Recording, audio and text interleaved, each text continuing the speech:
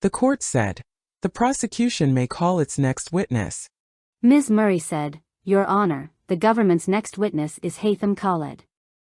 We would ask if we could take maybe a 5-minute break. We have some materials to pass out for the jurors for the next witness. And we would like a couple of minutes to do that. The court said, all righty. Members of the jury, we will take our 5-minute break. You're not to discuss the case. You're not allowed to read, watch, or listen to anything that has to do with this case. Recess. The court said, please have the jurors come in. Ms. Murray said, Your Honor, would you like the witness on the stand? The court said, yes, and please have the witness take the stand. Jury present. The court said, please be seated. Haitham Khaled, called as a witness by the government, having been duly sworn, testified as follows. The court said, please be seated. State your name and spell it and draw the microphone close to you. The witness said, Haitham Khaled, Haitham Khaled. The court said, you may inquire. Ms. Murray said, Thank you, Your Honor. Direct examination. By Ms. Murray. Good morning, Mr. Khaled. Good morning. Where do you live? Long Island, New York. What do you do for work? I am a mortgage banker as well as I have a consulting company. What did you do before your current job? I worked for GTV and Saraca. Have you ever worked for Miles Gov't? Yes. Do you see Mr. Gov't in the courtroom today? Yes. Can you identify him by where he's seated and an item of clothing he's wearing? Ms. Strofa said, Your Honor, we'll stipulate Mr. Miles Gov't is at defense table. The court said, okay. Right there in gray. And, Mr. Khaled, have you ever worked for an individual named Yenping Wang or Yvette Wang? Yes. At a high level, what did you do for Miles Gov't and Yvette Wang? I was in charge of banking relationships. In that role, what communications, if any, did you have with banks? I was in charge of opening up banking accounts for various entities and individuals. I communicated with them if there's any issues that arise, whether it's during the transactions or closure of the account. And when you were working for Miles Gov't and Yvette Wang, were you always truthful with banks? No. Why did you lie to banks? To make sure that accounts get opened and stay open. And is that because that was part of your employment? Ms. Strofa said, Objection to the leading. The court said, don't lead. Was that in the course of your employment that you had those communications with the banks? Yes. Mr. Khaled, did there come a time when you were approached by the FBI? Yes. Approximately when was that? It was November 2021. And when the FBI approached you, did they ask you questions? Yes. Did you answer their questions at that time? No, I referred them. After the FBI approached you in November 2021, did you consult with an attorney? Yes. Did there come a time when you met with the U.S. Attorney's Office? Yes. Around when did you first meet with the U.S. Attorney's Office? May 2022. Approximately how many times have you met with the U.S. Attorney's Office? 18. During those meetings, did the U.S. Attorney's Office, the government, ask you questions? Yes. Did you answer those questions? Yes. Did you answer them truthfully? Yes. Did you provide the U.S. Attorney's Office with information about your personal background? Yes, I did. Does that include that you filed for Chapter 13 bankruptcy in 2018? Yes. During those meetings, did you also disclose crimes that you've committed? Yes. Did those include crimes that you committed while working for Miles Gov't and Yvette Wang? Yes. Did they include other crimes that you'd committed in your past? Yes. Did you provide documents and other information and materials to the government? I did. Did those include certain recordings, audio recordings that you made? Yes. Mr. Khaled, after meeting with the government, were you offered an agreement? Yes. What sort of agreement were you offered? A non-prosecution agreement, NPA. What's your understanding of what a non-prosecution agreement is? That I have to tell the truth and disclose crimes that I have committed. I have to attend meetings. I have to testify if I'm requested to. If you do those things under your non-prosecution agreement, what's your understanding, if any, of what the government will do? Will not prosecute me. And specifically, what crimes has the government promised they won't charge you for from your time working for Miles Guo and Yvette Wong? Participating in a fraud scheme. What is your understanding as to whether the non-prosecution agreement protects you from prosecution for the other crimes you committed? It does. And those are crimes that you disclose to the government, correct? Yes. What is your understanding as to whether the non-prosecution agreement protects you from prosecution from perjury, obstruction of justice, or making false statements if you were to lie on the stand today? This agreement will be voided. And is it your understanding the government could separately prosecute you for perjury, obstruction of justice, or making false statements if you lie here? Yes. If your non-prosecution agreement were voided, is it your understanding you could be charged for all of the crimes you've disclosed to the government? Yes. In that situation, would the statements that you've made to the government be used against you? They would. Aside from the non-prosecution agreement, were you made any other promises by the government? No. During your meetings with the government, did you tell the government about all of the crimes that you committed? Yes, I did. Did that include inflating your personal expenses in documents you submitted to modify your home loan in 2016? Yes. Did it include falsifying bank statements that you submitted in connection with a home loan modification in 2010? Yes. And did it include inflating reported work expenses in filings you submitted to the IRS from about 2009 to 2011 to lower your tax bill? Yes. What protections, if any, does your non-prosecution agreement provide you for those crimes? I will be not prosecuted for those crimes. Mr. Khaled, if you tell the truth during your testimony in this case, but no one gets convicted, do you still get to keep your non-prosecution agreement? Ms. Shrofa said, "Objection." The court said, overruled. Yes. If you lie during your testimony but someone gets convicted, do you get to keep your non-prosecution agreement? No. Who decides if you tell the truth during your testimony? I do. Mr. Khaled, I want to start by talking about how you first met Yvette Wong. If I call her Yvette, will you understand that I'm referring to Yvette Wong or Yenping Wong? Yes. Approximately when did you meet Yvette Wong? April 2018. What were you doing for work at that time? I worked at Citibank as a business relationship manager. At that time in 2018, approximately how long had you been working at Citibank? For years. What did you do as a business relationship banker at Citibank? I used to open business accounts, process loans for businesses. That's it. What did you do for work before you were at Citibank? I work for Santander. In what role? Also a business banker. For approximately how long were you a business banker at Santander? Approximately 4 years also. Did you have any other banking-related jobs before your job at Santander? Yeah, I worked for 2 international banks before that. Which international banks? Arab Bank plc and National Bank of Kuwait. For approximately how long did you work for those 2 international banks? Total of 10 years. And in what role or roles? Private banking, correspondent banking, different types of banking. Returning to 2018, can you explain how you met Yvette? I was introduced to her by a law firm, and they requested me that she needed help in opening up a bank account for her business. Did there come a time when Yvette got in contact with you regarding that bank account? Yes.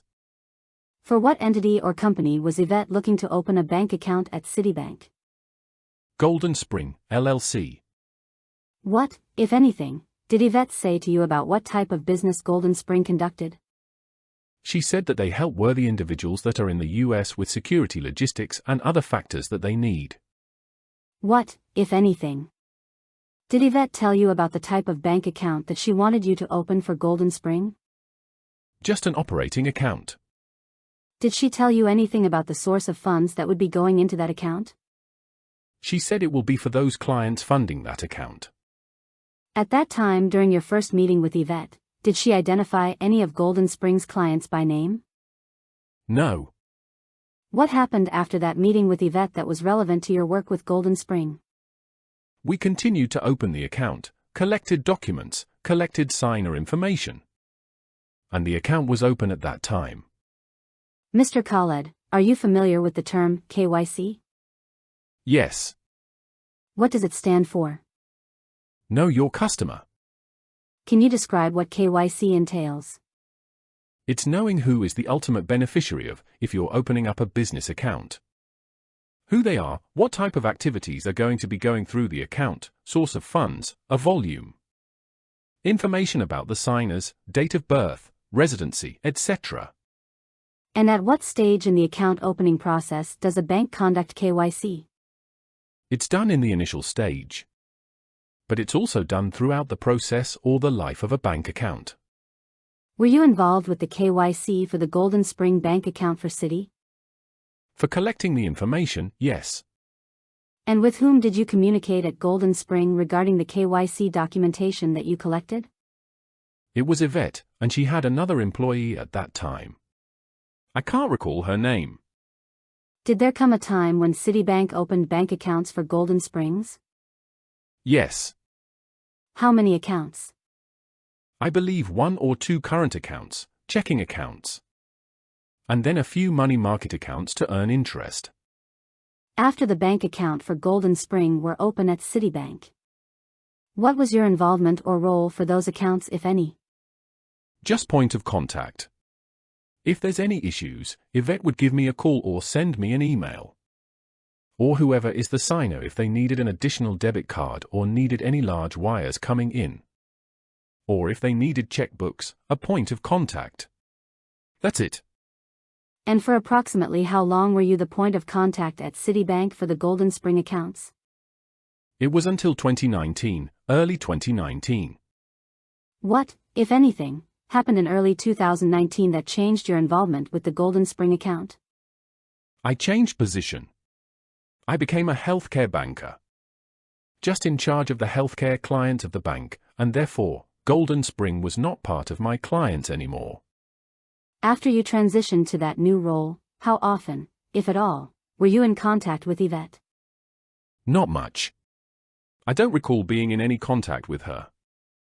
After your transition in 2019, did there come a time when Yvette asked you to help open additional bank accounts at Citibank? Yes. Around when was that? May of 2020. Were those business accounts or personal accounts? Business. For what entity or entities? GTV and Saraca. What, if anything?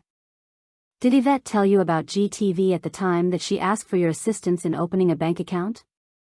She said it's going to be a large account, and it will be for a private offering of a media company. What, if anything? Did Yvette tell you about Saraca when she asked for your assistance in opening a bank account? That Saraca is a parent company of GTV. Did you have an understanding of Yvette's role at either Saraca or GTV? Not exact role, but she was the person that referred the clients. It was part of her organization. In connection with opening those accounts, what, if anything, did Yvette say about any existing Saraca or GTV bank accounts? She said that they had an account with Chase. Did she say anything about the amount of money that was held in that Chase account? No, she just said large, but I had a different role at this time. I didn't dig into the details of the account. After Yvette asked for your assistance in opening accounts in the name of Saraca and GTV, what did you do next? I referred accounts to a business banker that had taken my old role. Do you know whether GTV or Saraca bank accounts were in fact opened at Citibank? Yes, they were. How do you know that? The banker informed me and kept in contact of updating me. What credit, if any, were you given for referring those two banks to Citibank? I was recognized after the account got funded that it was a large referral that I made. Do you recall the approximate amount of the funding of those accounts? 200 million. Mr. Khaled. Did there come a time when you became aware of a Securities and Exchange Commission or SEC allegation relating to GTV? Yes. Around when was that? June of 2020. What did you learn? That there was an investigation for improper private offering. And when you say private offering, can you explain to the jury what you mean? It's an investment. Ms. Shrofa said, "Objection, Your Honor." The court said you may answer. It's an investment structure, but it's for certain individuals, not a public opening like a stock. Did there come a time when Citibank took adverse action regarding the GTV and Saraca accounts? Yes. Around when was that? End of June of 2020. And what, if anything, did Citibank do with respect to those accounts in June 2020? They blocked the account and then closed it. Were you personally involved in the decision to either block or close those accounts?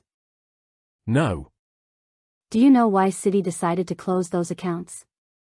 It was a reputation risk. Ms. Shrofa said, "Objection, Your Honor, hearsay." The court said, overruled. The answer stands. Mr. Khaled, did you ever speak with Yvette about those account closures? The closure of the GTV and Saraca at Citi? Yes. What, if anything, did she say about those account closures? That she doesn't care if the account gets closed. But she wants the proceeds of that account, the checks. Do you know what happened to the money that had been in the Saraca and GTV accounts at Citi? It was given to Yvette in the form of multiple checks. What role, if any, did you have with respect to those funds that had been in the Saraca and GTV accounts at Citi? Nothing, just follow up with James to make sure that it's resolved. And who is James? James is the banker that I referred the account to at Citibank. Mr. Khaled, did there come a time when Yvette tried to hire you? Yes. Ms. Shrofa said, "Objection, Your Honor, leading. It assumes facts not in evidence." The court said, overruled. You may answer. Approximately when was that? Just after July of 2020. How did that come about? Just throughout the communication she said that, we're doing big things and she wants me to join their organization and their company. And after that conversation with Yvette, what happened next? I went to meet Yvette at her office. Where was that office located? It was on 64th Street, 162, East 64th Street in Manhattan. Ms. Loftus. If you could please show the witness what's been marked for identification as Government Exhibit 132. Mr. Khaled. What is Government Exhibit 132? That's the office building, the one with the glass. Is this a photograph of the office building where you met Yvette? Yes. Is it a fair and accurate representation of that office building? Yes. Ms. Murray said, "Your Honor, the government offers Government Exhibit 132. Ms. Shrofa said, "No objection." The court said, it is admitted. Government's Exhibit 162 received in evidence. Ms. Murray said, "Can we please publish?" Mr. Khaled, in this photo which is coming up for the jury, can you explain which of the buildings we're looking at is the office that you were referring to? It's the one with the glass. Is it on the left or the right side of the two in the middle? The right. I'm going to refer to that building as the townhouse. Ms. Shrofa said, "Objection, Your Honor." The court said, overruled. You may go ahead. Ms. Murray said, "Thank you, Your Honor. When I refer to the townhouse, will you understand that I'm referring to that building?" Yeah. And looking at this, Mr. Khaled, what floor or floors of the townhouse did the office that you visited occupy? It was the entire building. We can take that down, Ms. Loftus. Thank you. When you went to meet with Yvette regarding the job. Mr. Khaled, what, if anything, did she tell you about what role she was offering you? I was offered a banking relations manager, as well as strategic manager as well. And for what company or companies? At the time when we met, she didn't mention, but I was eventually hired by GTV. When you went to interview with Yvette, what, if anything, did she tell you about who she worked for? She said she works for the big boss principal. She didn't mention his name at that time. When you went to the townhouse for the interview with Yvette, did you meet anyone else? Yes. Who? Aaron Mitchell was in the office, and the front desk there was a security. Who is Aaron Mitchell? He was in-house attorney. Ms. Loftus, can you please show the witness what's been marked for identification as Government Exhibit 128? Mr. Khaled, do you recognize the individual depicted in Government Exhibit 128? Yes. Who is it? That's Aaron Mitchell. Ms. Murray said, Your Honor, the government offers Government Exhibit 128. Ms. Shrofa said, We have no objection. The court said, it is admitted. Government's Exhibit 128 received in evidence. Ms. Murray said, We can publish that. Mr. Khaled, can you just remind us again what was Aaron Mitchell's role to your understanding? In-house attorney. For what entity or entities? Didn't specify, just a group. Thank you. Ms. Loftus, we can take that down. Based on your interview with Yvette at the townhouse, did you have an understanding of what type of duties and responsibilities you would be doing? Just banking relationship for the group. A project that involved financial institution and setting up a financial institution. And during that interview, did you and Yvette discuss what compensation, if any, you would receive? Yes. What was your compensation going to be? $350,000 a year. How did that $350,000 a year compare with what you were making at Citibank at the time? It's about 40% increase. Approximately how much more in a dollar amount? About $150,000 more. Per year? Yes. In advance of the interview with Yvette, did you do any independent research on GTV or Saraca?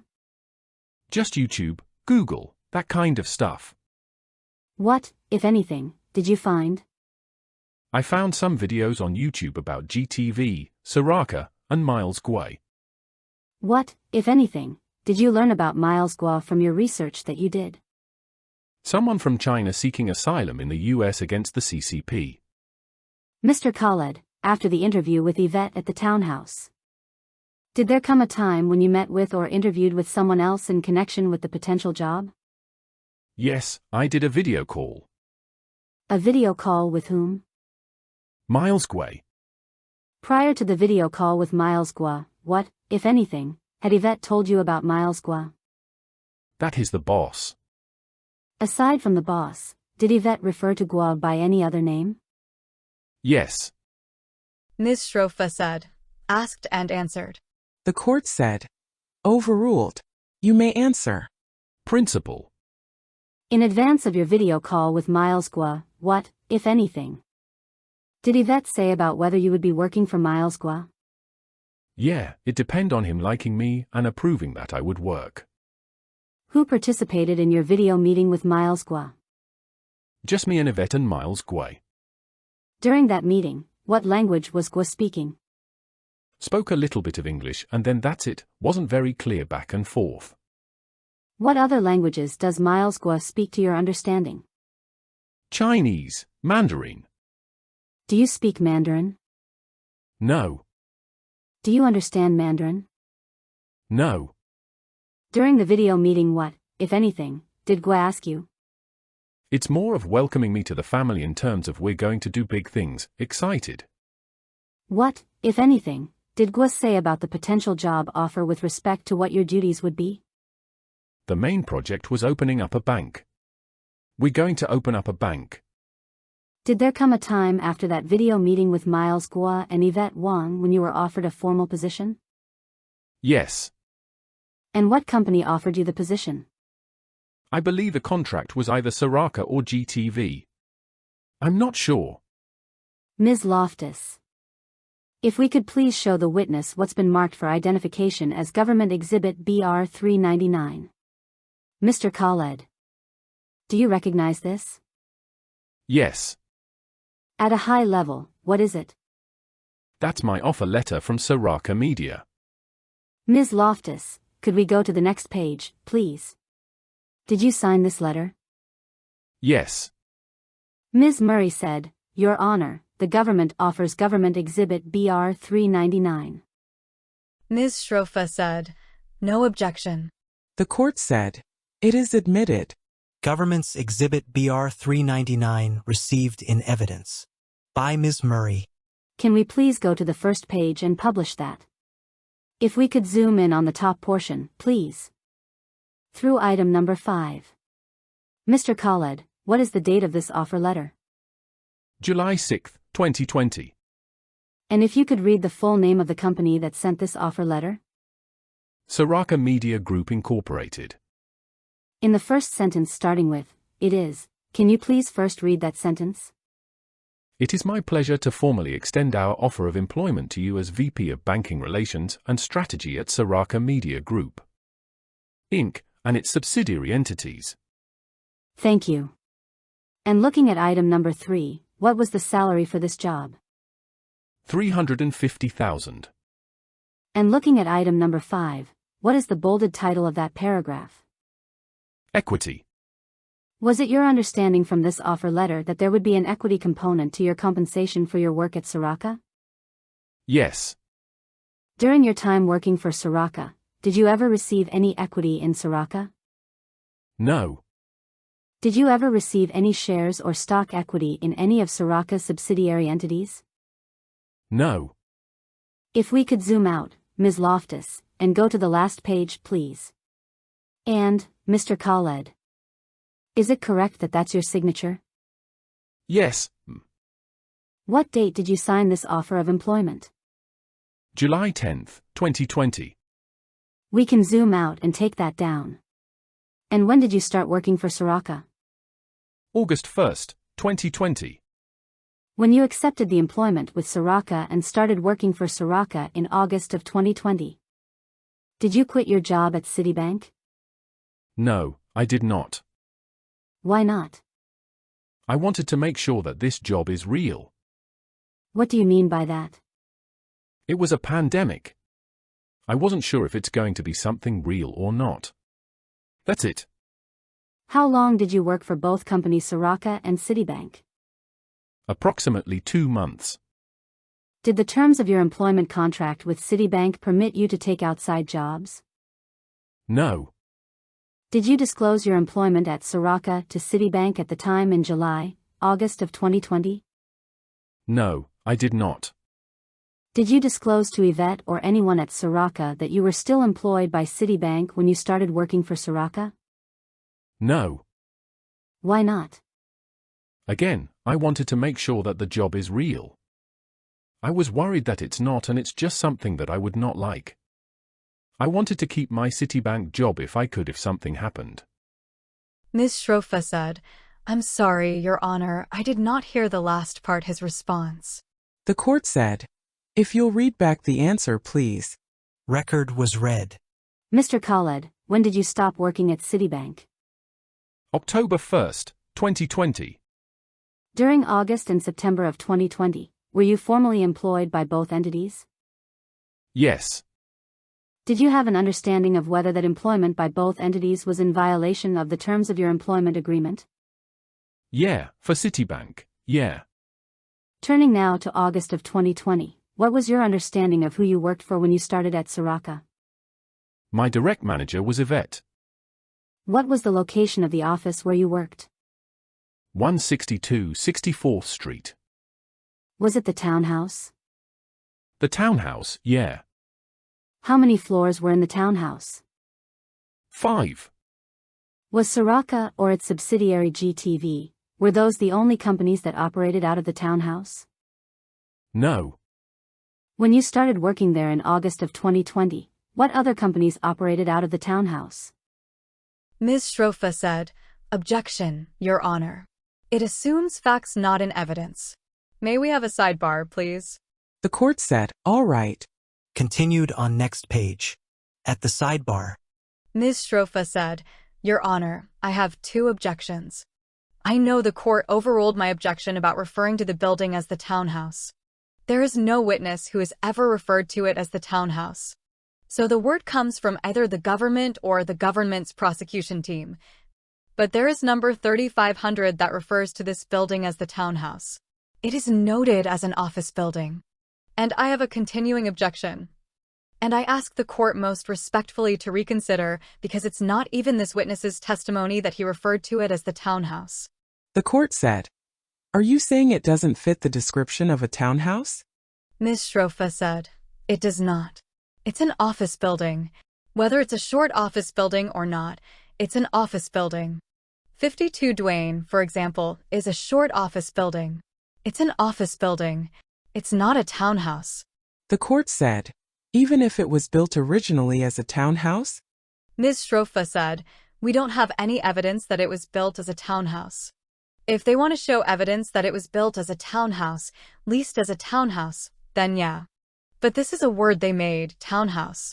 It's not a townhouse. It's an office building. It is licensed for office rental.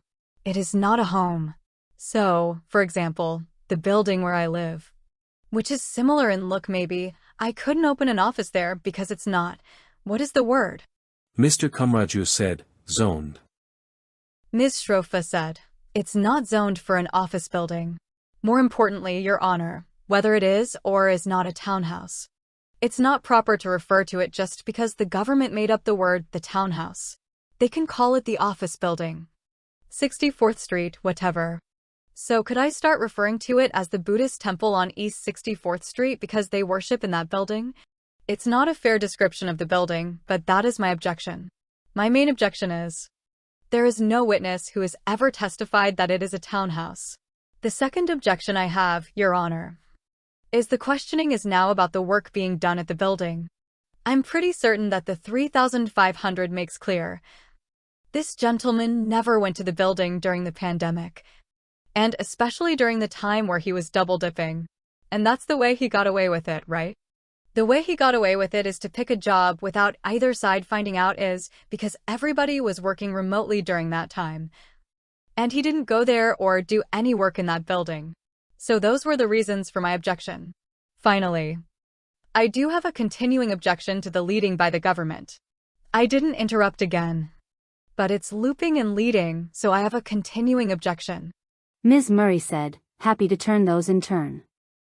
With respect to the second point, Ms. Shroff respectfully misunderstood the 3500 material. This witness did not go to Citibank during the pandemic, which is how he was able to leverage the dual jobs. He did go to the townhouse, which is a descriptor that various witnesses have used to describe the building. I'll get to that in a moment. He did go in person, including starting in August of 2020, once or twice a week. Not every day at first until people came back to work. He was certainly present there and working out of that building from the beginning of his employment. He has personal knowledge of what was going on in that building. And he also did banking work for various of the entities aside from GTV and Saraca that were in that building, which we're going to be laying a foundation for and discussing at length during his testimony. With respect to the description of the building as a townhouse. First of all, that is a factual description of the structure. It is a townhouse. It was built as a townhouse. It is an effort for the government to simplify when we refer to that building. Other things that it's been referred to by the defendant, for example, is the Himalaya Embassy. If they would prefer that we call it something like the Himalaya Embassy, also known as the townhouse, we could certainly do that. I think again for streamlining purposes, it is much easier for us to refer to it as the townhouse. Similarly, when we talk about where the operations moved a couple of years later, which is 3 Columbus Circle, we intend to call that 3 Columbus Circle or 3CC because it is a shorthand description. With respect to Ms. Shroff's objection, the leading nature, I'm trying, Your Honor. I'll do a better job of building in some foundation if there is any that's needed. I think on the last two questions there was an objection. I don't believe it was objectionable. I first asked him whether the company he worked for was the only company operating out of the building. And he said no. So I asked the follow-up question about what other companies were working there. Ms. Shrofa said, East 64th Street is just as short as townhouse. Office building is just as short as townhouse. 3 Columbus Circle, we have no objection to it being 3CC because that's an actual physical address. If you want to introduce any evidence that this building was built as a home and a townhouse, you should feel free to do so. But until then, it is an office building zoned for office use. It is misleading to keep calling it the townhouse. And it leaves the jury with the impression that somehow or the other there's something nefarious going on by using a home as a townhouse as an office. If they want to use it and call it the Himalayan Embassy, which frankly is longer than East 64th, and by the way, East 64th is something every New Yorker would relate to. So it's really not that much of a stretch for the government to use the phrase. But the townhouse is being used for a very specific purpose by the government. That's my objection. The court said, so it happens that I took a course on the history of New York City architecture at NYU, and that structure does fit the description of a townhouse. I think it is entirely not misleading. And so you may refer to it as a townhouse. And you're correct that he did mention other entities previously. So this last question was not leading. We're done. Continued on next page. In open court. The court said, so it is 11:29. Time for our break. When you return at noon, we'll continue with the direct examination of this witness. Remember, do not discuss the case.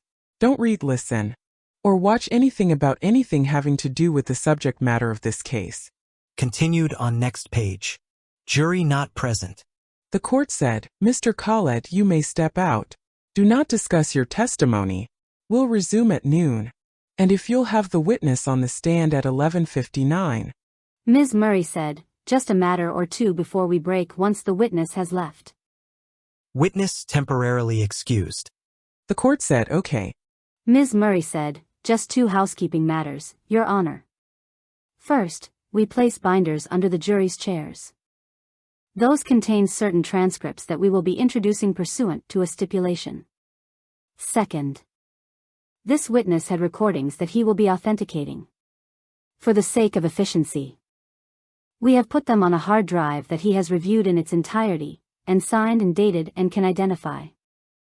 We discussed this with defense counsel.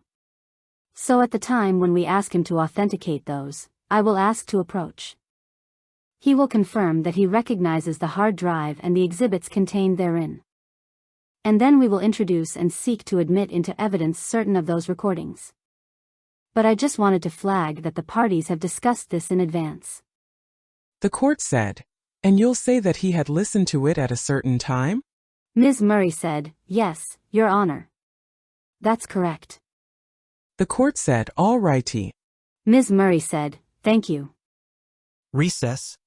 Afternoon session 12:20 p.m. The court said, please have the jurors brought in. Jury present. The court said, please be seated. Remember, sir, you're still under oath.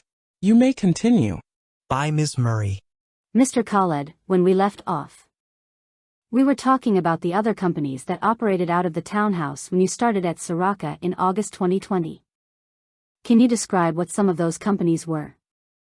Golden Spring was there, the Rule of Law Foundation, and of course Saraca and GTV operated from there.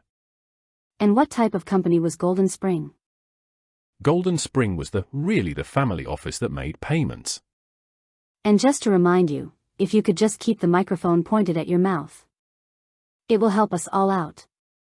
Sorry. At the time you started in August 2020, who, if anyone, worked for Golden Spring? Max Carsonas, I think is his last name.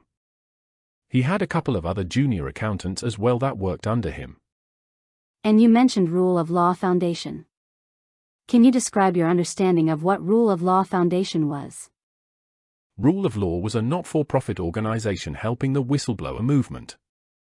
What is the whistleblower movement, to your understanding at the time? Individuals that were talking against the CCP that needed help after, either they get incarcerated or they need to travel, something like that. When you started working for Saraca in August of 2020, what, if anything, was the source of your information about the whistleblower movement? Nothing. Just employees that were there told me what it is. What, if anything, did you understand about who led the whistleblower movement? It was Miles Gway. Mr. Khaled, which company paid your salary? Initially it was GTV, but then Lexington Properties. Lexington Properties. And what is Lexington Properties? It was a company created so operations and employee and salaries to be paid through. A company created by whom? It was Yvette Wang. What role, if any, did you have with respect to Lexington Properties? I think I helped with some of the foundation documents as well as account opening for it. Mr. Khaled, can you describe your first week working for Saraca in August of 2020? It was very confusing of what my job was going to be, no structure, really. It was also the pandemic at that time, so it was weird times, in terms of, employees not being there. That's it. When you say, there, where are you referring to? The townhouse. Did you go and work out of the townhouse during your first week or so when you were employed by Saraca? Yeah, I went maybe once or twice, not every day. Who else, if anyone, was working at the townhouse when you started working at Saraca? Max was always there most of the days that I went. Again, junior accountants were there. In-house attorneys were there, cleaning, there was cleaning staff, security. Yvette was there when I was there. Ms. Murray said, Ms. Loftus, can you please publish what's in evidence as Government Exhibit 110? Mr. Khaled, do you recognize the individual depicted in Government Exhibit 110? That's Max Carsonas, I think it was. And can you remind us, what was Max's role? He was in finance, handling multiple entities, mainly Golden Spring, but others as well. Ms. Murray said, thank you, Ms. Loftus.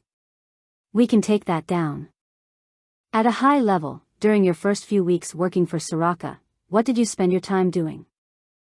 We were tackling the issue with Citibank and trying to find an account for Saraca and GTV and setting up Lexington. And who did you work with, typically, on a daily basis when you started at Saraca? It was Yvette, in-house lawyer Jessica. And then after that they introduced new lawyers in the building. Yvette introduced me to new lawyers. Max. Connected with Max as well. There was new hires happening every day, so. Mr. Khaled, you mentioned that Yvette worked out of a townhouse when you started at Saraca. How often did you see her there, if at all? I would say every time I was there, she would come in. There's days that she would come in later. So pretty often. Do you have an understanding of what company Yvette worked for? It wasn't a specific, she was involved with a lot of the companies. When you started working for Saraca in August of 2020, did there come a time, if ever, when you saw Miles Gw't at the townhouse? Yes. What were the circumstances of Miles Gw't being at the townhouse? He used to come and visit. Again, it was COVID, so it wasn't every day. But he would come and visit once in a while. When Miles Gw't was at the townhouse, did he work out of a certain space or location within the townhouse? Yes. Where? It was the top floor. I believe it's the fifth floor of the building, of the townhouse. Can you describe the hierarchy of the offices within the townhouse, if any? Sure. So the front was the security check-in. There was a studio there on the ground floor. Some HR individuals would work on those desks. And then you go one floor down. There's a big conference room and a kitchen. That's where people had lunch, and it was just a big, nice conference room. On the first floor, there was Golden Spring and accounting. That's where Max worked. The floor above that, I believe there was a few desks and a kitchen, private kitchen, though. It wasn't for all the employees. It was a private kitchen. The top floor had rule of law desks and area for rule of law. And then before Miles and Yvette's office, there was a secretary, and there were some offices for attorneys, in-house attorneys. These were like management level. And then above that there's Miles's office, and there's a conference room that Yvette used to sit in. And again, focusing on the first couple of weeks that you were working at Saraca. Can you describe what your interactions with Miles Gov't were like? Wasn't much, just, focus, give him some briefings, through Yvette, in a meeting. That's really it. What type of information, if any, would you brief Miles Gov't on? I was working on setting up a bank in the US. So we were talking about the different firms that are helping us identify a bank. So just those type of briefings on where are we in the process. He would encourage us. That's really it. In the fall of 2020, when you were working at Saraca, can you describe what a typical day at the office was like? So the first couple of weeks really the struggle was to find a way to pay the staff and to pay rent. And to do so, we needed bank accounts, and we needed an entity that does not have a lot of news on it. Negative news. So it really was, I was working on identifying banks that are willing to entertain account opening and set up those accounts. The first couple weeks. Can you describe what you mean by negative news? Negative press. The SEC was a big negative press out there. Banks typically don't want to set up an account for a company or an entity that might have negative news or investigation on it. Subpoenas, etc. So. What about Golden Spring? Why, if at all? Couldn't you open bank accounts with Golden Spring to pay the payroll? I believe some articles had Golden Spring on there connecting them to GTV and Saraca. What was the relationship during that time, fall of 2020, between Yvette and the other employees? Ms. Saraca said, objection as to form. The court said, overruled. You may answer. It was normal. She was caring. She smiled with everybody. But she definitely was the person we reported to. What about Miles Gov't? What was the relationship, if any, between Miles Gov't and the employees of the townhouse? Same. He would say hello to a lot of the workers from top to bottom. There was definitely fear that, he is the top boss. So everybody needed to be either working or busy with something. Mr. Khaled, are you familiar with an entity called Crane? Yes. What is it? Crane was an entity I created with discussion with Yvette and an in-house attorney named Victor. But it was all 100% under my name. What was the full name of that entity? Crane Advisory Group LLC. Whose idea was it to establish Crane? It was a combination between Yvette, Victor, and myself. What, if anything, was the purpose of establishing Crane? That was going to be the entity that was either going to apply for a license for a bank, acquire a bank, or set up online digital bank. Approximately when did you establish Crane? I would say within the first month that I started working there. And when you say started working there, are you referring to working at Saraca? Yes. Who worked for Crane? I was really the only employee of Crane. And I had an assistant that had a Crane email but was getting paid by Lexington. And were you formally employed by Crane? It was my company, just a single-member LLC. Were you paid by Crane as an entity? No. What entity paid you after you established Crane? Still Lexington Properties. And with what entity did you have an employment contract after you established Crane? Still with Saraca. What is Victor's full name? Victor Serda. Ms. Murray said, Ms. Loftus, can you please show the witness what's marked for identification as Government Exhibit 109? Mr. Khaled, do you recognize the individual depicted in Government Exhibit 109? Yes.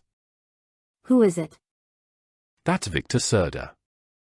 Ms. Murray said, Your Honor, the government offers Government Exhibit 109. Ms. Saraca said, no objection, Your Honor. The court said, "It is admitted." Government's Exhibit 109 received in evidence. Ms. Murray said, "Can we please publish that, Ms. Loftus?" By Ms. Murray. Now that the jury can see it, Mr. Khaled, can you remind us? What entity or entities did Victor Serta work for? Ms. Shrofa said, "Objection, Your Honor, to the form of the question. There is no indication anybody's forgotten any of the answers." The court said, "Overruled. You may answer." Not a specific company. He works for the family. When you say the family, what family are you referring to? Personal for Gov't family.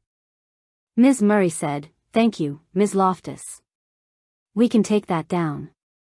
Mr. Khaled, what was Crane's office address? One World Trade Center. And is that where you actually went to work every day when you worked for Crane? No. What type of office space, if any, was One World Trade Center? It was like a virtual office, through a ServCorp. And what type of services does ServCorp provide, if any? They have shared offices similar to like Regus, and they offer a virtual office. They give you an address, a phone number, mailing service. That's about it. Why, if at all, did you establish a virtual office for Crane? 'Cause I wanted to detach Crane from Golden Spring and the address of GTV and Saraca. Ms. Murray said, "Your Honor, if I may approach the witness, I'm going to hand up a binder." The court said, "Okay." Ms. Murray said, "This is a binder that contains documents that have been marked with the following exhibit numbers: Government Exhibits BR 363-364, 367 to 375, 380, 382, 384, 387, 392, 396 to 398, 1506 to 1509, 1511 to 1519. Government Exhibits GC 131, 498, 500 to 502, 507 to 508, and Government Exhibits SW 2002, 2005, 2008, 2009, 2021, 2027, 2030, 2032, 2035, 2038, 2040, 2042, 2045, 2046, 2050 to 2055, 2057, 2061, 2068, 2070, 2076, 2077, 2083. Mr. Khaled, can you flip through that binder and let me know if you recognize those documents? Yes. Ms. Murray said, "Just a moment, please, Your Honor." Counsel conferring. Ms. Murray said, "Your Honor, I'm just going to show defense a binder." I apologize. I thought we had a copy for them as well. Mr. Khaled, you said you recognized the documents in the binder, is that correct? Yes. Have you seen them before? Yes. Do those documents relate to the work that you did with and for Gov't and others during your time employed at Saraca or Crane? Yes. Ms. Murray said, "Your Honor, at this time the government offers the exhibits that are contained within that binder. I'm happy to read the exhibit numbers into the record again if the court reporter would like."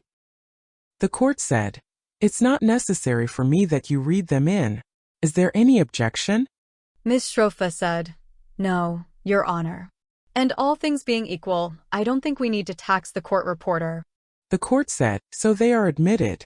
Government's Exhibits BR 363-364, 367 to 375, 380, 382, 384, 387, 392, 396 to 398, 1506 to 1509, 1511 to 1519, GC 131, for 98, 500 to 502, 507 to 508, SW 2002, 2005, 2008, 2009, 2021, 2027, 2030, 2032, 2035, 2038, 2040, 2042, 2045, 2046, 2050 to 2055, 2057, 2061, 2068, 2070, 2076, 2077, 2083 received in evidence. Ms. Murray said, "Thank you." By Ms. Murray. Mr. Khaled, returning to the virtual office that we were just speaking about, what other companies, if any, did you set up a virtual office for? Lexington Properties had a virtual office, G Club had a virtual office. G Music also had a virtual office, G News also had a virtual office, and G Fashion also had a virtual office. Ms. Murray said, "Ms. Loftus, if we could please publish what's now in evidence as Government Exhibit SW 2008. We can zoom in on the top portion, please." Mr. Khaled, what type of document is this? It's an email. Who is it sent to? My name. And is that your Crane business email address? Yes. What date was this sent? October 14th, 2020. And from what company? Regus. What type of company is Regus? Regus is the company that rents the virtual office space as well as shared space. So this is sent to your email address, but to whom is the actual body of the email addressed? Yvette Wang. Ms. Murray said, "Ms. Loftus, if we could zoom out and go to the second page, please, which is the attachment. And focus on the top portion." Mr. Khaled, what is the account name for this virtual office space? G Fashion LLC. And the contact listed for G Fashion LLC? Yvette Wang. And what is the physical address of the virtual office space for G Fashion? 750, Lexington Avenue, New York, 10065. Ms. Murray said, "Ms. Loftus, we can take that down. And please publish what's in evidence as Government Exhibit SW 2009. Zooming in on the top portion with the text. Mr. Khaled, what is the date of this email? October 14th, 2020. And again, who is it sent from and to whom? From Regus to me, at Crane Advisory Group. And in the body of the email, to whom it is addressed? Yvette Wang. What is the virtual office address for this Regus office that's reflected in this document? 590, Madison Avenue, New York City. Ms. Murray said, "We can take that down, Ms. Loftus." And Mr. Khaled, the various companies you mentioned for which you set up virtual offices. Did all of those companies operate in practice out of the townhouse? A few. The only one that did not, I think, is G Fashion. But there was some activities for G Fashion once in a while. So Crane, for example, did Crane ever operate any business out of the One World Trade Center address? No. And did G Fashion operate business out of the virtual office address at 750 Lexington? No. You mentioned a couple of other entities for which you set up virtual offices. I believe G News. Where did G News operate out of? There was one or two employees that did IT that was related to G News. They operated out of the townhouse on Lexington. And what was the reason, if any, for setting up different virtual offices for these different entities? That this was the dissociation between Saraca, GTV, and the news of Golden Spring. Mr. Khaled, when you were working at Crane, focusing on the beginning of your time at Crane, what type of work were you doing? Working towards setting up a bank and getting a license. And then after that we started looking at different financial institutions as well. How, if at all, was that work at Crane different than the work you had been doing when you were employed by Saraca? Or working for Saraca the first few weeks? It was really the same thing. Apart from the salary that you received from Lexington Properties for your Saraca employment, did you receive any other compensation during your time working at Crane? No. Aside from a salary, did you receive any fees or any other monetary amount related to your work at Crane? No. When you started working for Gov't and Yvette in August of 2020, what was your role, if any, with respect to banking relationships? Can you repeat the question? Yes. When you started working for Gov't and Yvette in August of 2020, what was your role, if any, with respect to banking relationships? I was the liaison between the entities, the signers, and the bank relationship managers and the banks. And when you say entities, what entities are you referring to? Lexington. There was a few other holding companies held by the family that also had their accounts closed. There was a trust that they wanted to open an account for. Just a number of accounts. And I had to connect with the banks and the bankers to facilitate that. Did you discuss the bank account closures with anyone that you worked with at the townhouse? Yeah.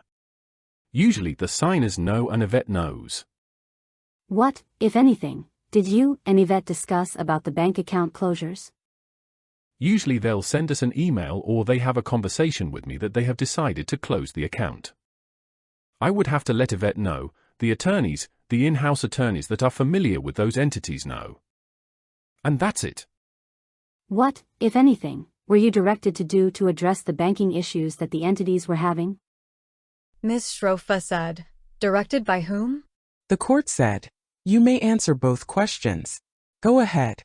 Directed by Yvette, Victor, the in-house attorneys, that we need another account ASAP. Can you describe this conversation in a bit more detail with respect to what you were asked to do? If anything. To find another bank, as soon as possible. And what did you do in reaction to that instruction? So two things, find another bank. And it got to a point where I had to hedge and open 2 accounts for each entity at 2 different financial institutions so that when an account gets closed, there's always a backup. Can you describe the process of how you would open a new bank account when you were working at Crane? It evolved a little bit. Before it was basic information that I would send, formation documents of the companies. Information about the beneficial owner on these entities, information about the signer, IDs about the signer. Usually there's a bank-specific application that needs to be completed. That's really it. And then we started, when we saw there was a lot of account closures. Association with Google searches and articles about companies' websites, we started attaching a memo to each account opening process that described, what is that entity, what does it do, who their clients are.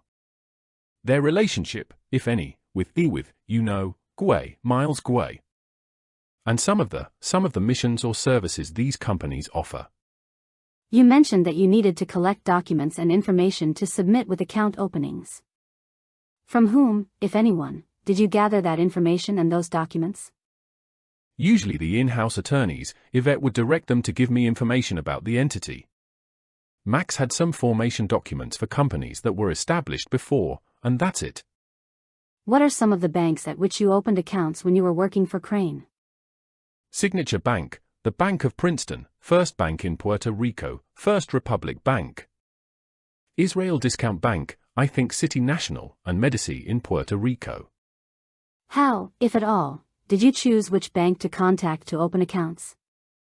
Either I knew the relationship managers, the business relationship managers, and I would contact them. Or I'd have a warm introduction by someone that knew a relationship manager. That's really it. Can you describe what you mean by warm introduction? So someone, let's say, for example, works at Israel Discount Bank that knows someone at another bank, they would tell them. They'll introduce me to them and I'll start conversation. Letting them know that I have an opportunity to open an account for a business, send them the formation documents. Tell them what kind of account it's going to be, and then that's a warm introduction. And why, if at all, did you open accounts at various different banks? 'Cause accounts were getting closed, and then I wanted to also hedge that account closure. And usually if, let's say, there's one signer that is on one entity and multiple entities on one bank, they'll close all the accounts, so by opening in different banks. Hedging basically one account to be active at a certain point. And who, if anyone, decided who would be the authorized signers on each of the bank accounts that you assisted in opening? Yvette was telling me who was gonna be the signer on some companies. Some companies had a UBO or an owner listed on the formation documents, and if they're still available and there, they would be a signer. Did you also open bank accounts under the name of Crane, your company? Yes, I did. At what banks? Citibank only. Ms. Murray said, Ms. Loftus, if we could please pull up what's in evidence as Government Exhibit BR 1511. And we can zoom in on the top portion. Mr. Khaled, what kind of document is this? It's a business deposit account application for Citibank. And what is the business name, looking on the top left here? Crane Advisory Group LLC. And in the middle, what is listed as the annual gross revenue for Crane Advisory Group on this application? 500,000. And next to that, the annual net profits? 250,000. Just up and to the right slightly, what is the business start date for Crane Advisory Group? September 24, 2020. And then looking down, there's a primary contact name listed. Whose name is there? That's my name, Haitham Khaled. And the physical address that's associated with Crane in this bank application? That's One World Trade Center, 85th floor, New York, New York. Down. Ms. Murray said, thank you, Ms. Loftus. We can take that. I want to look through a couple of the other applications for bank accounts that you assisted in opening. Ms. Murray said, if we could please publish what's in evidence as Government Exhibit BR 371. Zoom in on the top portion, please. Mr. Khaled, what is the institution name associated with this account agreement? Golden Spring, New York Limited. And what is the address listed for Golden Spring? 162, East 64th Street, New York, New York. Is that the address of the townhouse? Yes. Looking down at the owner/signer information listed here, what name is listed on this account? Yangping Wang, Yvette. And what mailing address is associated with Yvette on this account opening document? 188, East 64th Street, New York, New York, 10065. Ms. Murray said, Ms. Loftus, can we take that down and put up Government Exhibit BR 374, which is in evidence? Again. Zoom in on the top portion, please. What is the institution name for this document, Mr. Khaled? Hudson Diamond NY, LLC. Are you familiar with that entity? Yes. What is it, or what was it at the time? I believe a holding company for an asset. What is the address listed for Hudson Diamond on this account agreement? 162, East 64th Street, New York. And again, that's the townhouse? Yes.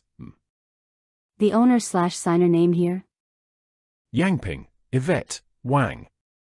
And the mailing address, is it the same mailing address we saw on the prior document?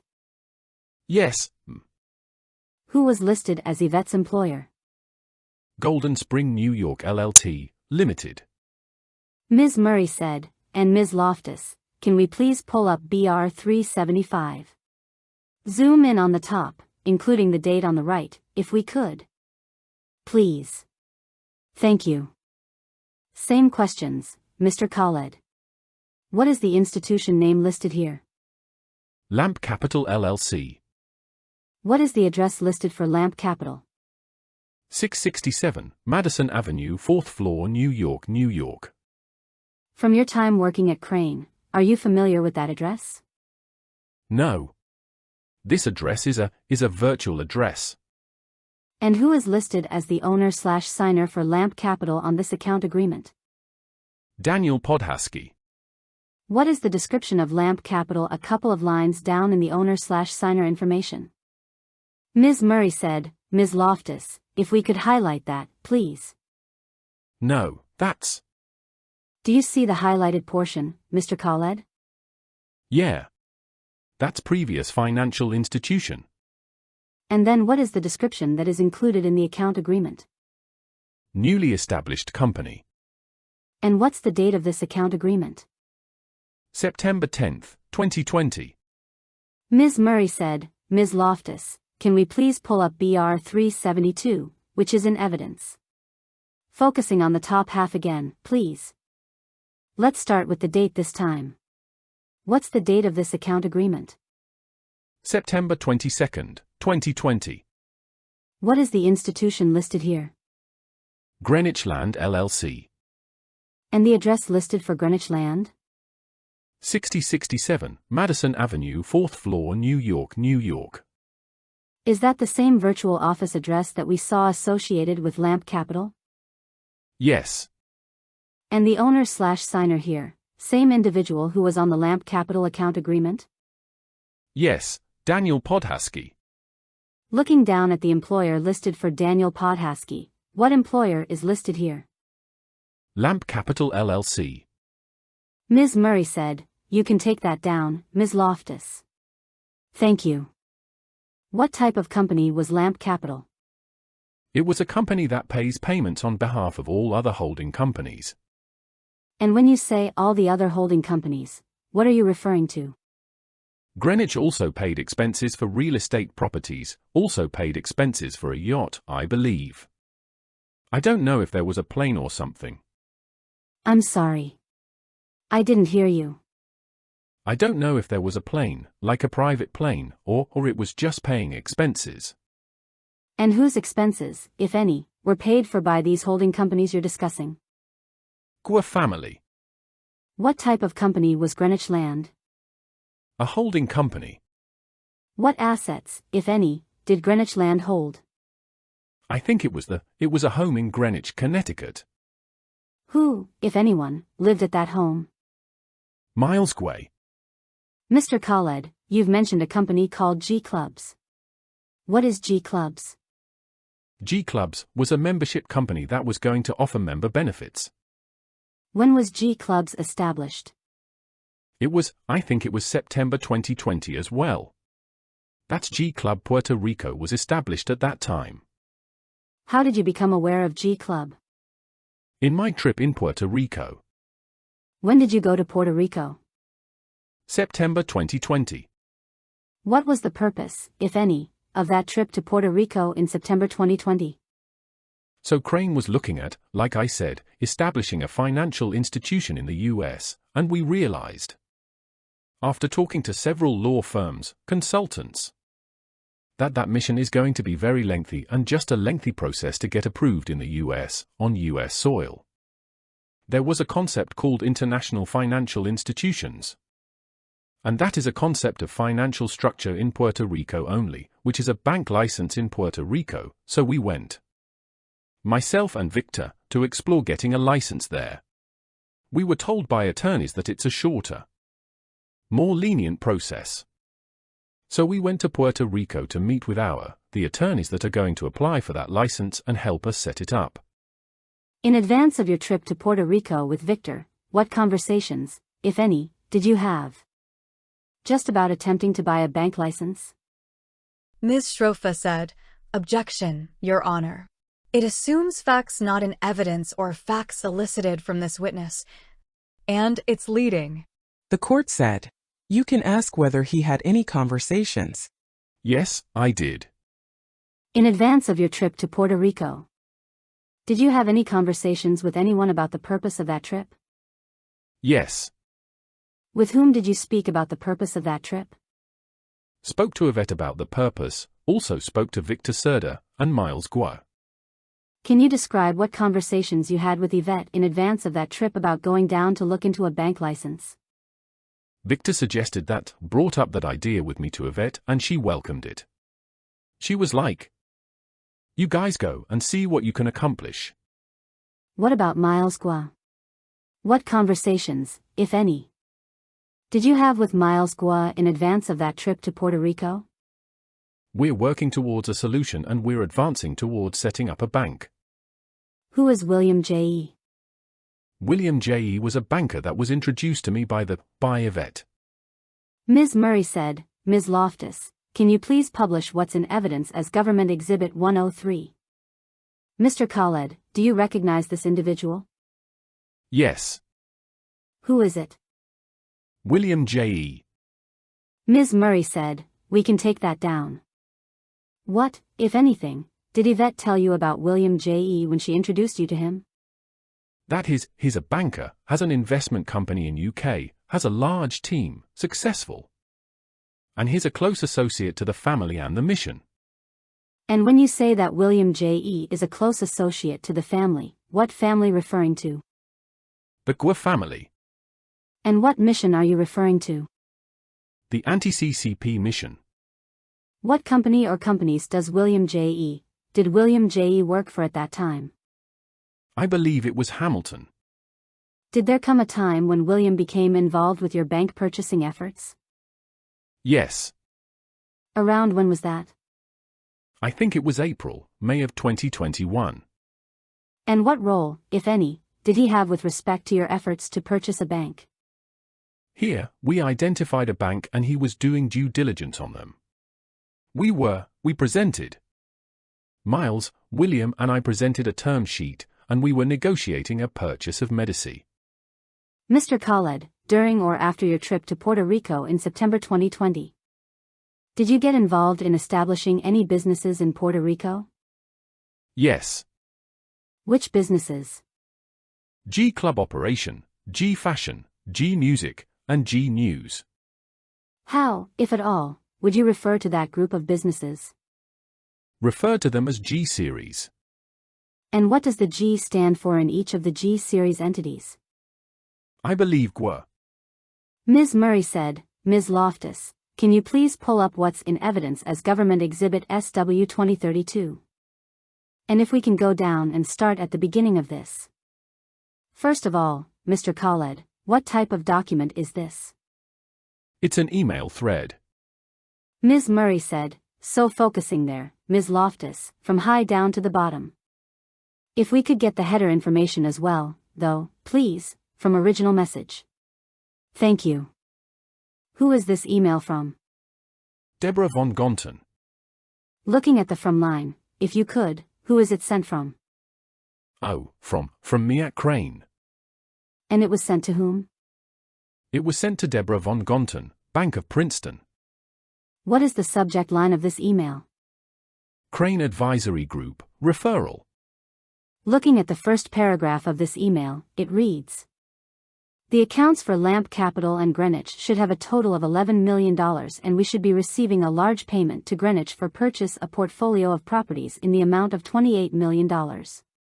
Did you have a role in establishing the accounts at Bank of Princeton for Lamp Capital and Greenwich? Yeah, as an introduction. Do you know what portfolio properties, if any, this email is referring to? Not really, no. Ms. Murray said, if we could look at the next paragraph, please, Ms. Loftus. If you could read that for us, Mr. Khaled. We have another client that has a banking relationship with Signature.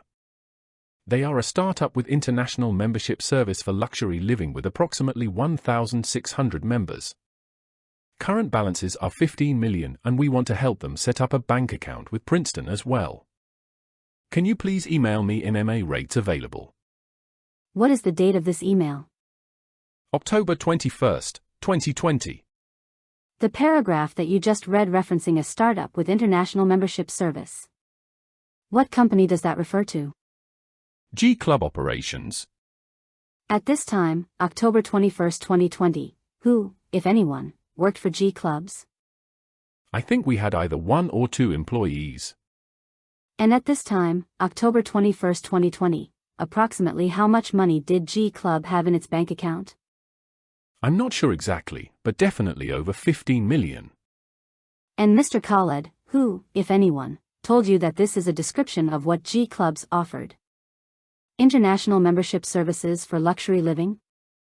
It was Jessica, and it also was listed on the website of G Clubs.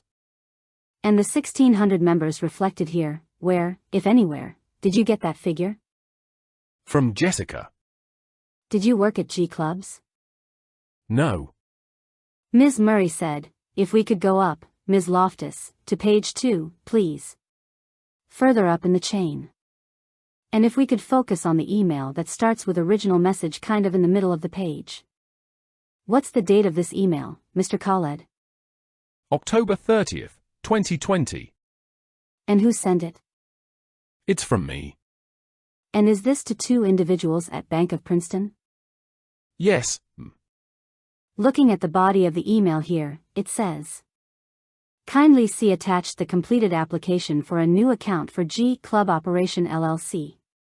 Client needs 3 accounts for the company, 2 DDA, subscription and operations, and 1 MMA at a rate of 40% as agreed. Total deposit will be north of $10 million. What is a DDA account? Demand deposit account. And can you just explain what that means? Oh, checking account. And what is an MMA account? Money market account, which is like a liquid savings account. In the sentence that begins with please here. Please do let me know if anything is missing as we need to establish the account soon. What, if anything? Do you recall about urgency in establishing a G Club bank account at this time, October 30th, 2020? I think the account at Signature was getting terminated, or closed. And then you reference an individual in the next line or paragraph. It says comptroller of the company and signer Alex. To whom does that refer? Alex Hadjikaralambas. And what was his role? Controller, but I believe for G Fashion. And looking at the CC line of the email that you sent. Can you read the email address as that was sent to you? Alex Hadjikaralambas. And in brackets, the email address? alexh@gclubs.com. Ms. Murray said, and Ms. Loftus, if we could just go up a little bit further to the top of this email, please. Actually, nearly the top. The reference, our call this morning, from Mr. Khaled. What is the date of this email, Mr. Khaled? October 30th, 2020. The email reads, reference our call this morning. Please see attached the second ID Yvette. You can use either one. What Yvette does this refer to? Yvette Wang. And why, if at all? Were you providing Yvette Wang identification to Bank of Princeton in connection with the opening of a G Club's account? She was going to be a signer because Alex was new. Ms. Murray said, Ms. Loftus, we can take that down. And can we please pull up GXSW 2005, which is in evidence? Focus on the top through to the signature block here. Mr. Khaled, what type of document is this? It's an email. From whom? From Dominic Chechili. Where did Dominic Chechili work? Signature Bank. What's the subject of this email? Follow up on G Club. And what day was it sent? October 13th, 2020. Is that approximately several weeks before the Bank of Princeton email chain we just looked at? Yes. And generally speaking, what did this email from Dominic Chechili to you refer to? It's an account opening email for G Club. Ms. Murray said, Ms. Loftus, we can take that down and put up Government Exhibit SW 2021, please, in evidence. And let's focus on the top part again. What's the date of this email, Mr. Khaled? October 20th, 2020. And this is from an individual at Signature Bank to you, is that correct? Yes. There's an attachment. Ms. Murray said, if we could go to the next page, please, Ms. Loftus. And focus in on the actual text. To what entity is this letter addressed? To G Club Operations LLC. And what is the physical address listed for G Club Operations LLC? 590, Madison Avenue, 21st floor, New York, New York. Is that the same virtual office address that we saw in Government Exhibit SW 2009? I believe so. And can you read the body of this letter, please, starting with, this letter?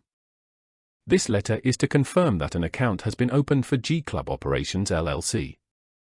Currently they have $39,208,081.06 SIC on deposit as of today.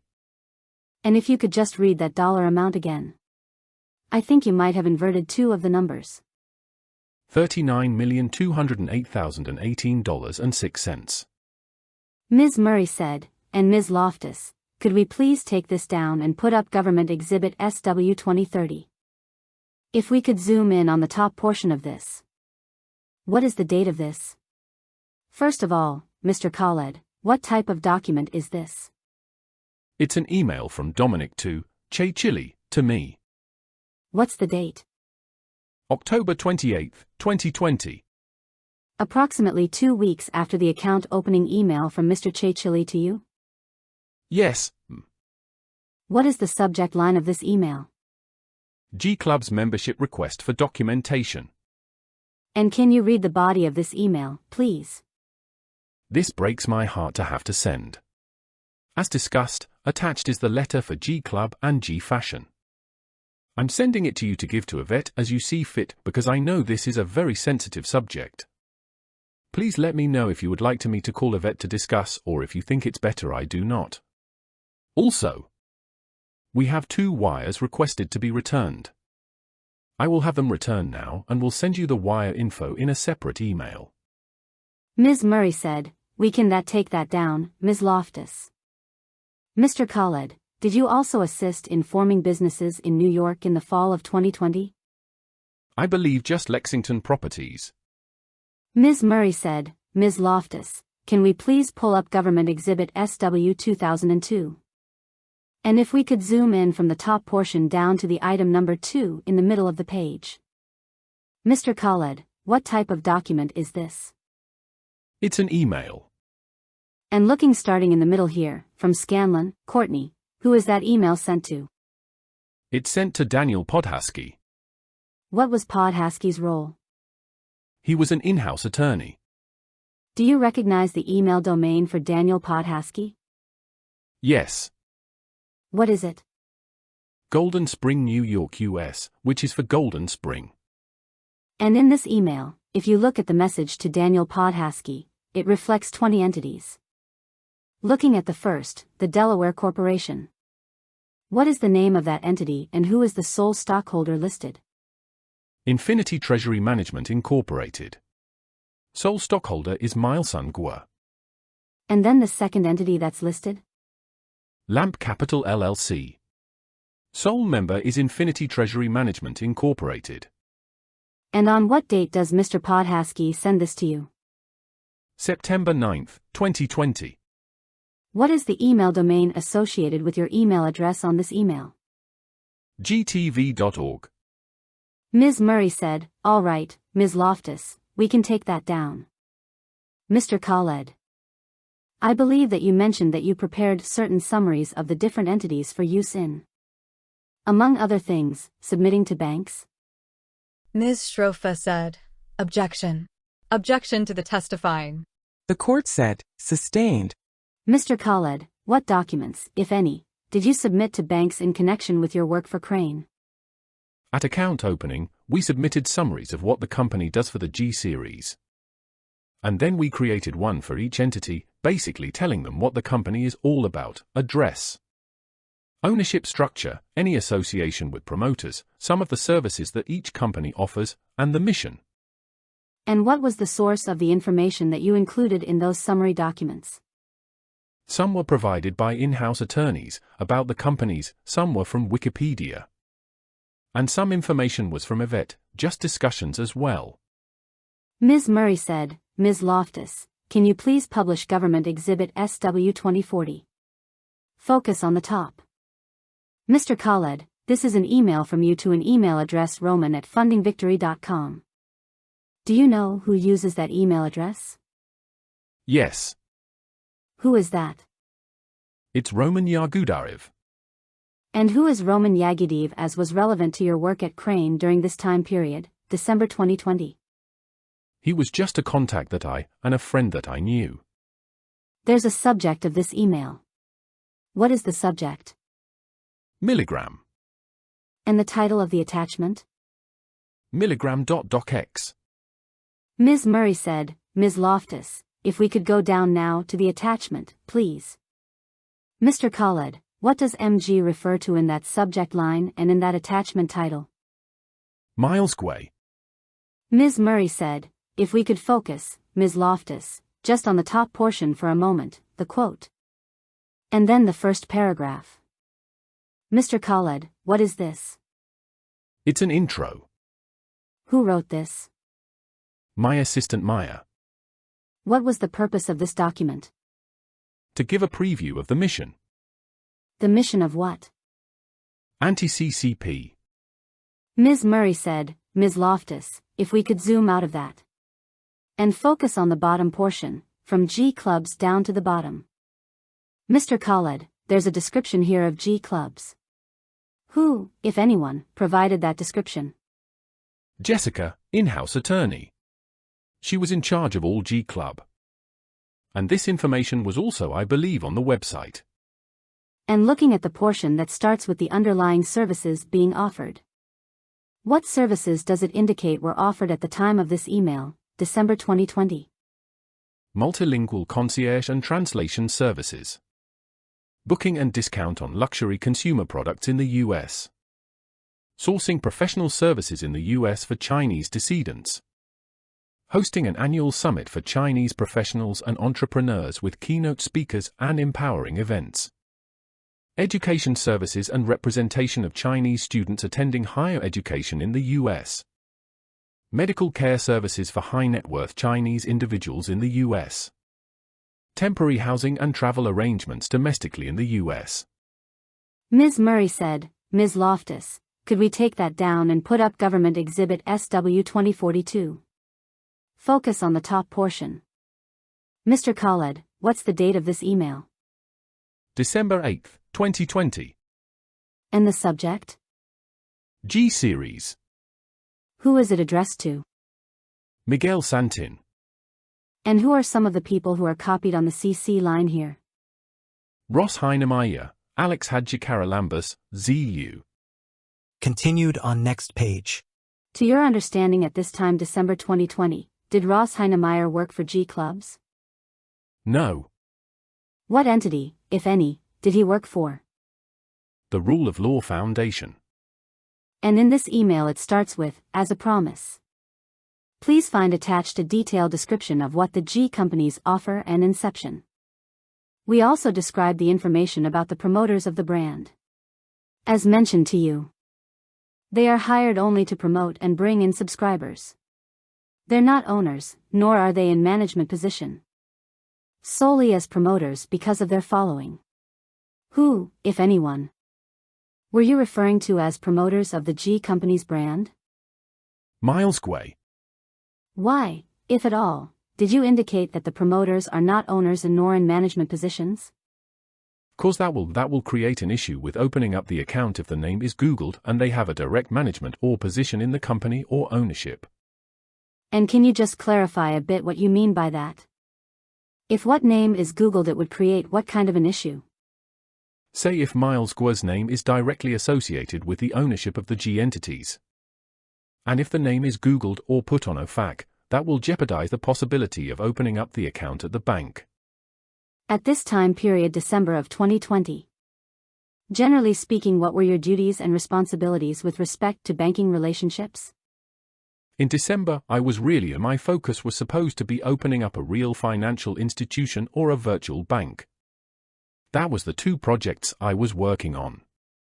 And in this description regarding the promoter Miles Guay not being in a management position. Based on your experience at this time working for Crane, was that a true statement? Ms. Shrofa said, objection to the form of the question. The court said, overruled. You may answer. No, it was not. What was inaccurate about that statement? Miles Guay was involved with the creation of the companies and the day-to-day operation. Why did you lie to First Bank PR in this email? To increase the chances of them approving the account to be opened and the name not being associated with any OFAC or Google or public searches that will have either the compliance or account opening team refuse the account. To increase their chance of opening it. There's an attachment to this particular email. Ms. Loftus, if we could scroll down, please.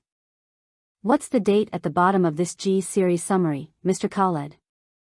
October 2020. Zoom in a little bit more actually. Read that date again for us, please, sir. I'm sorry, December 2020. If we could go down a couple of pages. I think it's page 6, if we could pause there. Focus in. Ms. Loftus, on who is Miles Guay? Mr. Khaled, who wrote this description of Miles Guay? That was probably from the Wikipedia page. Ms. Shrofa said, objection to the probably and move to strike. The court said, so don't say what's probable or what you're guessing at. Only say what you absolutely know. Can you repeat the question? Sure. Who wrote this description of Miles Gov't? Maya Forwas. Did you personally verify any of this information in this description about Miles Gov't? No.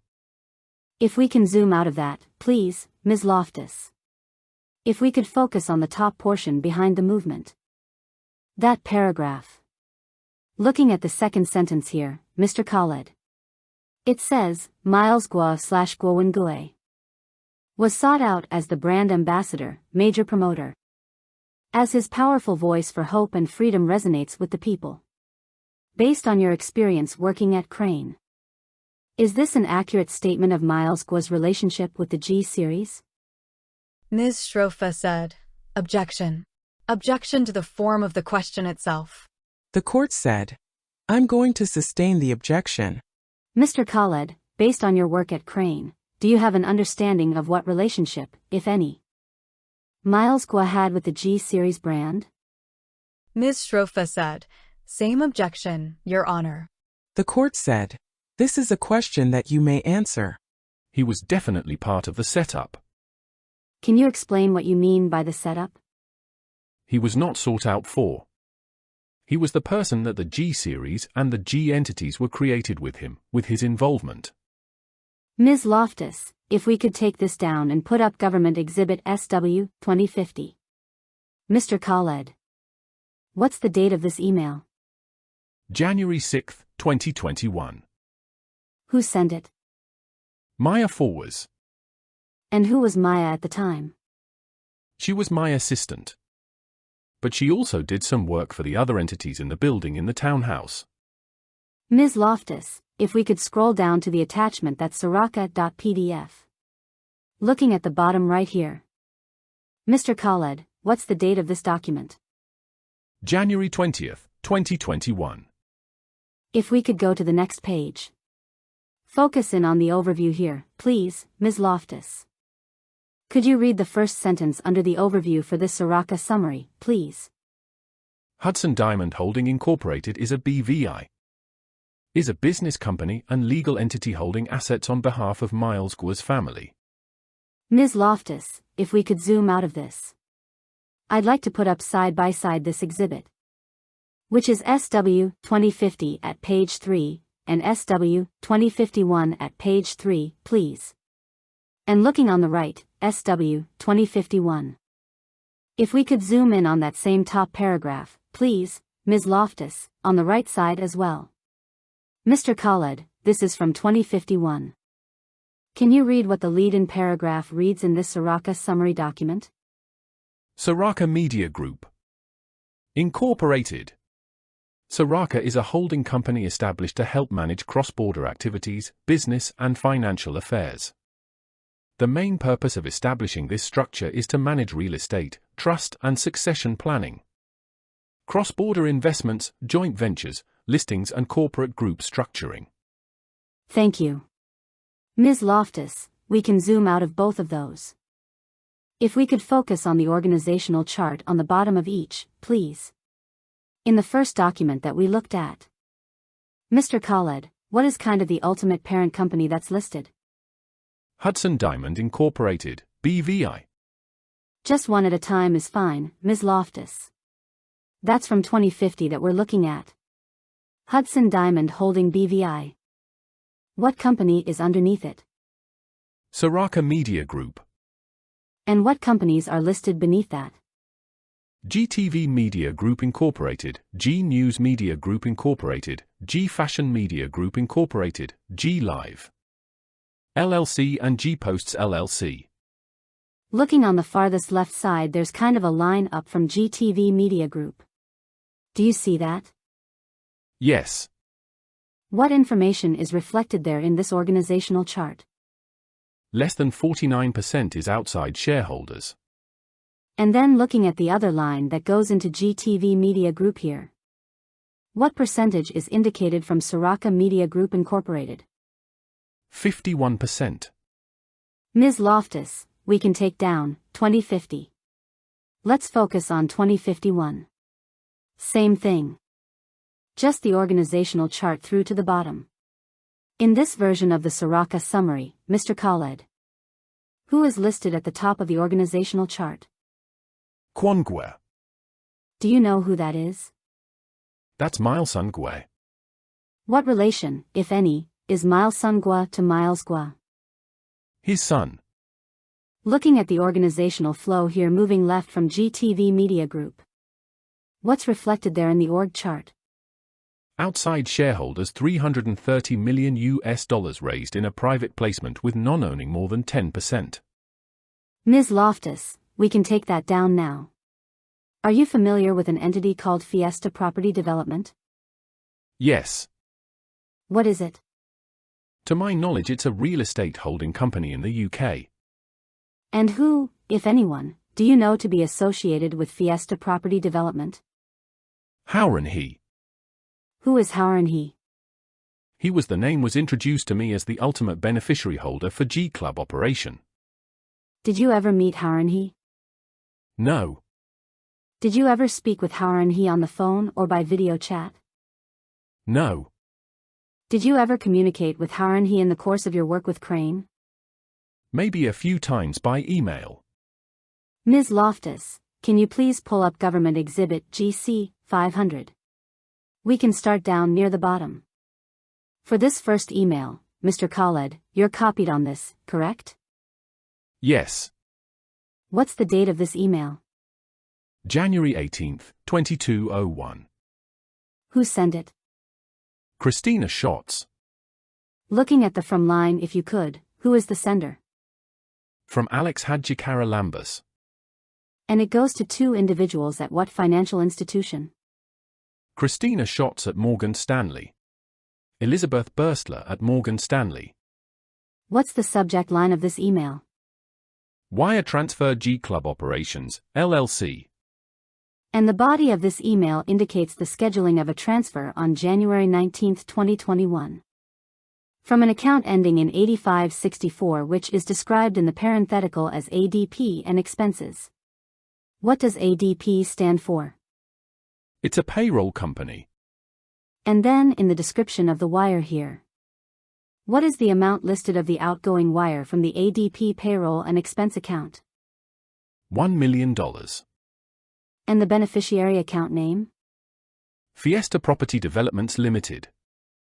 Ms. Loftus, if we could scroll up this chain, please, and stop there, please. There's an email in the middle from Elizabeth Burstler. This is an email from Elizabeth Burstler to Alex H. What is the body of this email? Can you give brief explanation purpose of this wire? And zooming out, Ms. Loftus, and continuing up, please. The top email here into the second one. So January 20th, 2021. At 9:15 a.m. Alex forwards this email to you. What does he write to you? Can you please advise how to best respond? And what is your response to him? I got it. I will prepare a response. Just spoke to Christina. They just want to keep it in the file. Mr. Khaled, why if at all, Alex H.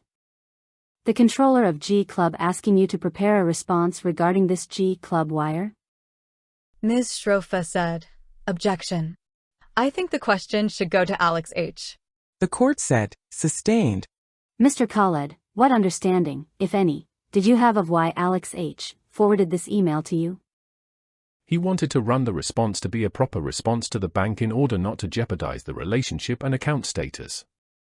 To your understanding, how at all could a response to this inquiry jeopardize the account status? Based on the KYC and the account opening approval. The G Club operations account at Morgan Stanley was going to be used for payroll and anything directly associated with G Club expenses. And at this time, January 2021. Did you have an understanding of the purpose of the wire to Fiesta Property Development? Not really, no. Ms. Loftus, if we could pull up GC 508, please. Mr. Khaled, focusing on the top email here. This is from you. What's the subject line of this email? Wire transfer G Club Operations LLC. Who is it sent to and who is copied? It was sent to Alex Hadjikaralambas, copied to Jessica Mastrogiovanni. What role, if any, did Jessica Mastrogiovanni have? She was the in-house attorney for G Club entities. Looking at the body of this email, the first paragraph it reads: This transfer was initiated from G Club Operations LLC to Fiesta Property Developments Limited, a real estate holding company owned by Mr. He in the UK. Same owner of G Club's Operations, LLC. For a possible down payment on a property they plan to purchase for a total of $10 million. Mr. Khaled, where, if anywhere, did you get the information that's in that paragraph?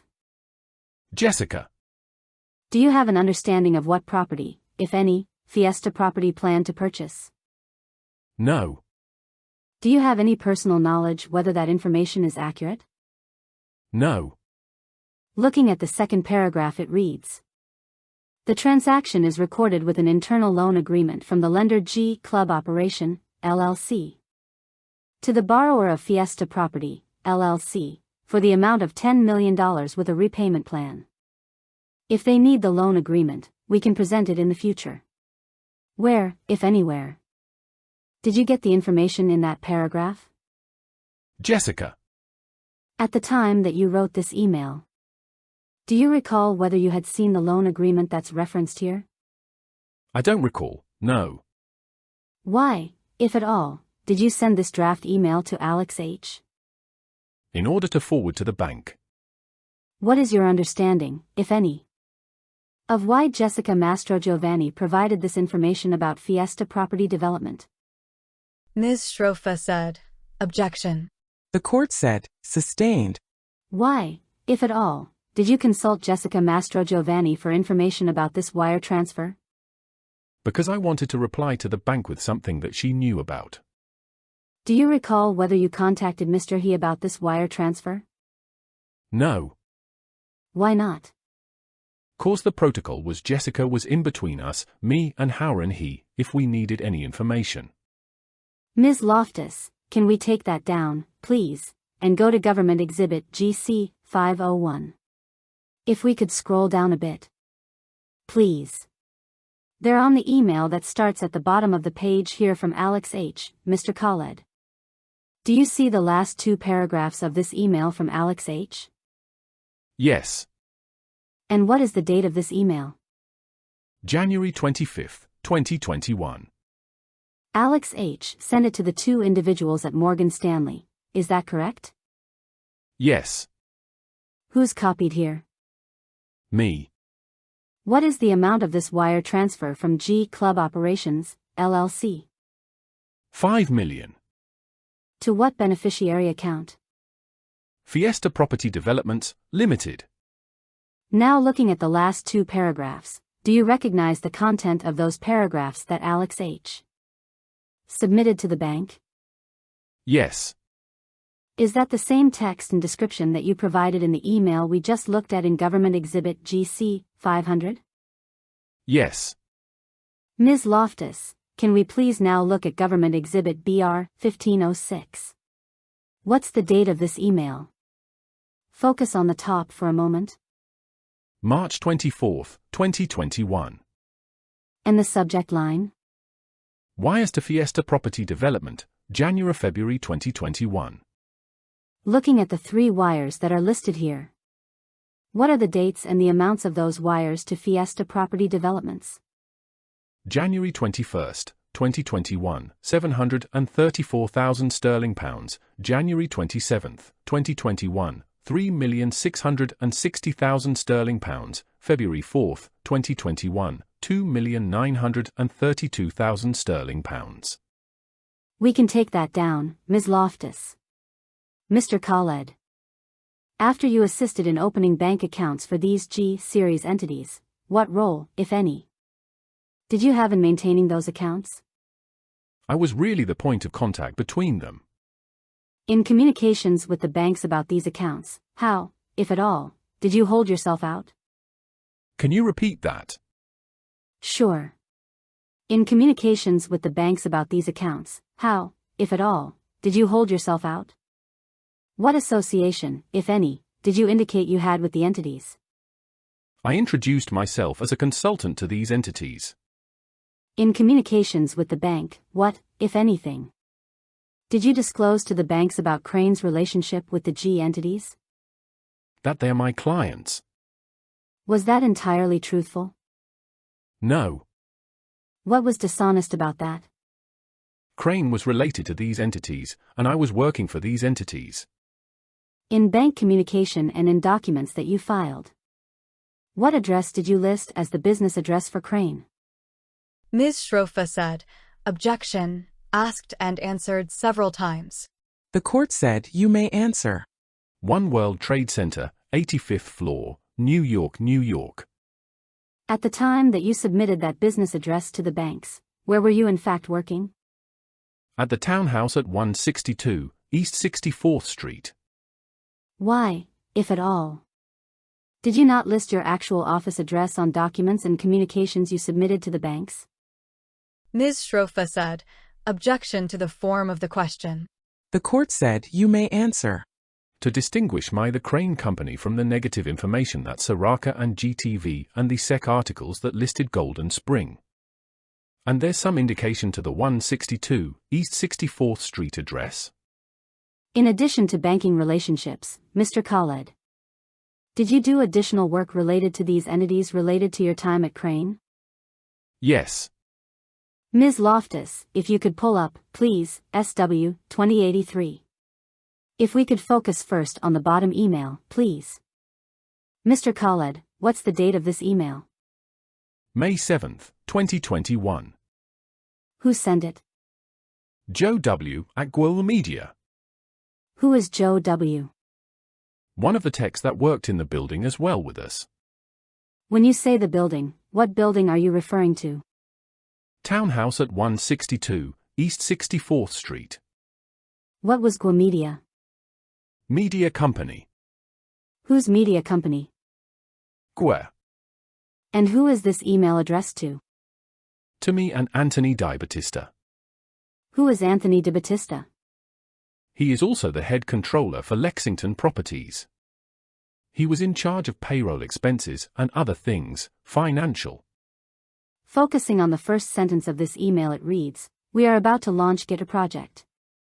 Similar as Twitter. We want to build a fundraising feature on this platform. At this time, May of 2021. Had you heard of GTV? Not really, no. Ms. Loftus, if we can zoom out of that and look at the top portion of this email chain. There's a response from Mr. DiBattista. Ms. Shrofa said, objection to the testifying. If there's a question, she can ask it. The court said, if you would just refer him to which email you want him to comment on.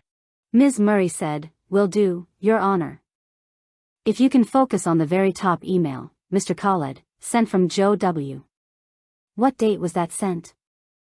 May 7th, 2021. And to whom was it sent? Anthony DiBattista and myself. What's the domain of the email address associated with Anthony DiBattista? GTV.org. And which of your email addresses was this sent to? Crane Advisory Group. Can you read the text of the email? This is a fintech-related question. Miles wants to know whether we can do it. I'm tagged. What do you think from your side? Best Joe. Who do you understand Miles to refer to in this email? Miles Gway. Thanks you, Ms. Loftus. Can you take this down? The court said, could you explain, if you would? Ms. Murray said, put it back up again, Ms. Loftus. That was SW 2083. The court said, if you would highlight that upper portion, can you explain what is meant there by it, Khaled? The witness said, there's two people on the email. They're specific. He wants me to answer that. The court said, in other words, that reference that is highlighted in blue is merely referring to you. It's not referring to some other site or method of communication. The witness said, yes. The court said, okay, go ahead. By Ms. Murray. Just a clarifying question on that, Mr. Khaled. Based on looking at this email, do you have an understanding of whether there's a hyperlink embedded within that the judge was asking about? I don't believe so. From my understanding, it's gonna be, if you click it, it would go to an email to me. So your understanding is that hyperlinks to your email, is that correct? Correct. Ms. Loftus, can we just put up Government Exhibit SW 2061, please? If we could focus on the top 2 emails in this chain. Looking at the second email, Mr. Khaled, who is this from on February 1, 2021? Alex Hadjikara Lambus. Who did he send it to? Edward Boyle from Medici Bank. If we can zoom out of that and go further down the chain, please, bottom of the first page. In this email, starting with the paragraph or reading the paragraph, one last question. Can you read that, please? Mr. Khaled. This is from Ed Boyle to Alex H. One last question. Can you please confirm if Miles Lawenguigwa, Kwok, has any decisive control over G Club BVI or its parent, Jovial, or its parent Stichting Juzame? A simple reply statement to this email is sufficient. Ms. Loftus, if we can zoom out and go to the very top of this email chain. What does this reflect of this email chain, Mr. Khaled? Same thing, Alex sending an email to me with the thread of the question. And then going to the attachment to this email, Ms. Loftus, on page 2, please, focusing on the text. What is the first sentence here in this document that was attached to the email chain? Miles Gwa does not have any decisive control over G Club BVI or its parent, Jovial, or its parent Stichting Juzame. And I'll just read the beginning of the second paragraph. His presence on the website and social media only as G Club brand ambassador Miles Gwa. Do you see that? Yes. Based on your experience working at Crane, do you believe that to be an accurate statement of Miles Gwa's involvement with G Clubs? Ms. Shrofa said, Your Honor, I have no objection to the question without the built-in. There's no relationship between this employment at Crane and the remainder of the question. So that's my objection to the form. The court said, do you want to come step up? Continued on next page. At the sidebar. The court said, so I understand you to be asking the witness whether it is accurate that Mr. Gwa does not have decisive control? Ms. Murray said, yes, Your Honor. Ms. Shrofa said, I have no objection to that because she keeps saying, while you're working at Crane. The court said, go ahead. Ms. Shrofa said, he's not working at Crane. He's testified many times that Crane is like an entity he set up. He draws no salary from Crane. He makes no money from Crane, and it's not material to the question. She has a document. She wants to ask about the document. She can ask. I do have a secondary objection. The court said, I just want to get to the first part, the while working at Crane. Ms. Murray said, I was simply trying to place him in time, Your Honor, because I think it's relevant about time. I can just say at the time of this email. All I was trying to do is stage him on the time. Ms. Shrofa said, there were a slew of questions while you were working at Crane. I objected. That was the reason for the objection, because he's not really working at Crane. And I don't know why the government keeps going back to Crane, so that was my objection. I also have a follow-up. The court said, he identified it as the corporation that he founded. Ms. Shrofa said, right, but he's never worked there. I have a corporation.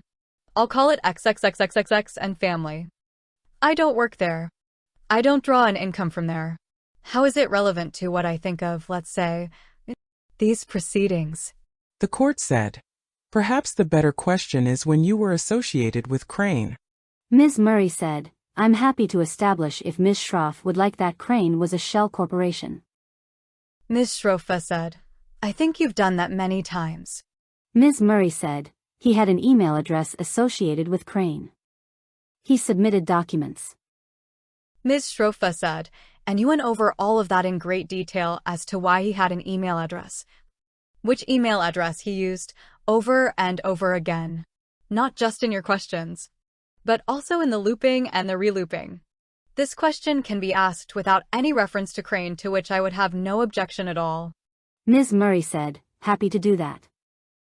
Ms. Shrofa said, my second objection, Your Honor, is I have no idea what it means when she's asking about control or degree of control. Those are technical terms. The court said, but there's a quote that's not coming from the witness. There's a quote, and he's asked to give an opinion as to whether or not Mr. Gov't had control, and so. Mr. Kamaraju said, the question is the quote itself, right, Your Honor? The court said yes. Mr. Kamaraju said, if that's the question, decisive control. The court said okay. Ms. Shrofa said, we're going to stop at 2:45, right? I need a bathroom break, but I'm not going to ask you. I'm just going to go to 2:45. The court said we have to stop at 2:45, yes. Continued on next page. In open court, jury present. The court said, please continue. By Ms. Murray. Ms. Loftus, if we can go to SW 2061 at page 2. Mr. Khaled, focusing on the first sentence. Do you believe that statement to be true? No. We can take that down, Ms. Loftus. Did there come a time when Crane accepted money on behalf of other individuals or entities? Yes. When did that first occur? November 23rd, 24, something like that, of 2021. At that time, November 2020, what agreement, if any, did Crane have to accept money from other entities? There was no agreement in place. Ms. Shrofa said, he said there was no agreement, Your Honor. The court said, he said there's no agreement in place. Ms. Shrofa said, thank you. How, if at all, did Crane come to accept money on behalf of others in November of 2020? Yvette asked me that if I have an active account for Crane that she can send money from VIP clients to Crane. What reason, if any, did Yvette give for asking you to accept money from others in the Crane accounts? At that time it was just to have an active account, that was the request. Is there an active account for Crane to accept money? What information, if any, did you provide to Yvette in response to her inquiry? I told her yes. I have an account established for Crane at Citibank and I gave her the Citibank wiring instructions. After that conversation, did there come a time when Crane's Citibank account started receiving incoming money? Yes. I received it in November and then back again in December. And approximately what volume of incoming money was coming into Crane's Citibank account at that time? Initial transfer was couple of 100,000, I believe a little over $1 million in December. After December of 2020, did Crane's Citibank account continue to receive incoming wires? Yes. Of what volume approximately? I think we received about $30 or $40 million, not really sure the exact amount, but it was in that ballpark. And when the money was coming into Crane's accounts in early 2021, what discussions, if any, did you have with Yvette about the source of those funds? She said that it's investors' money for a new media company. And also she said that also G Club members that are VIP that are sending money. Did there come a time when Yvette asked you to transfer the money in Crane's accounts to a different bank account? What period of time? Let's focus on March and April of 2201. Generally speaking, what was the volume of incoming funds into the Crane accounts during that period? We had almost 1,000 wires that came in. And approximately how much money was coming into Crane's accounts through those approximately 1,000 wires? We had about $100 million. What, if anything, did you do with the $100 million that came into Crane's account? Just kept it, paid some expenses on what needed to be done for Crane in terms of rent. Other expenses for legal work. We also started creating a new entity as well. We paid some expense for that. Approximately what proportion of the $100 million or so did you spend on the Crane expenses you described? I don't have exact number. It's a very small amount. What, if anything, happened with the remainder of the $100 million? It was transferred to G Club account. And a portion was transferred to an attorney that represented G Club. Mr. Khaled, focusing you on spring of 2021, Did there come a time when you started recording phone calls? Yes. Why did you start recording phone calls? I had concerns. I had over $100 million in a company that I owned individually. I wasn't getting clear information of where this money needs to go. There was now inconsistent people telling me what to do and giving me instructions that I never met before. Just concerns. Can you describe what you mean when you say inconsistent people telling you what to do? To whom are you referring?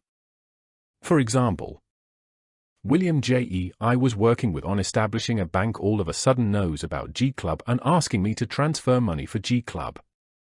Other individuals started getting on the phone with me telling me that we need to transfer money ASAP, rushing. And also the other concern was all this money that came in, 100 plus directly to G Club. And 100 million that was at Crane's account without really much services or anything about G Club is being done. Conflicting information. And when did you start recording calls? I think end of April, end of March, April, March. Of what year? 2021.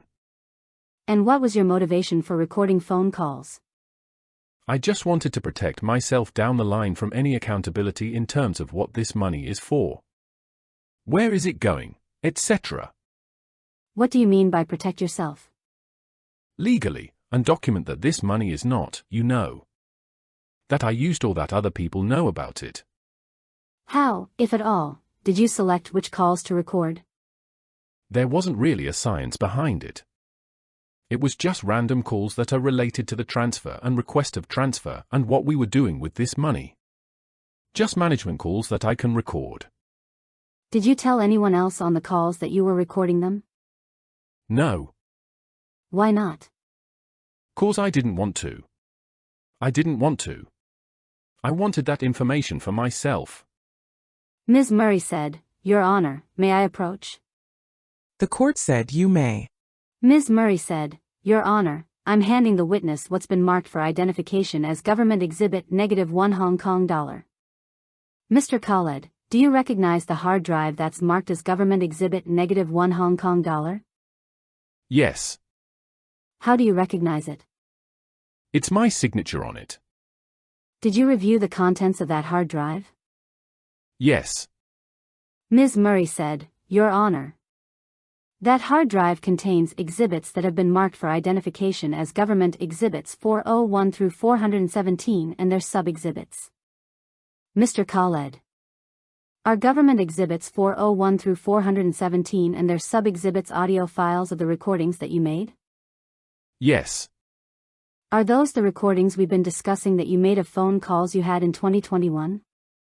Yes. Did you review the contents of Government Exhibits 401 through 417 and their subparts that are contained on that hard drive? Yes. Ms. Murray said, Your Honor, at this time I would like to read a stipulation between the parties.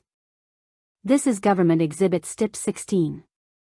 The parties stipulate and agree that in the below chart the exhibits listed under column A contain audio in English and/or foreign language.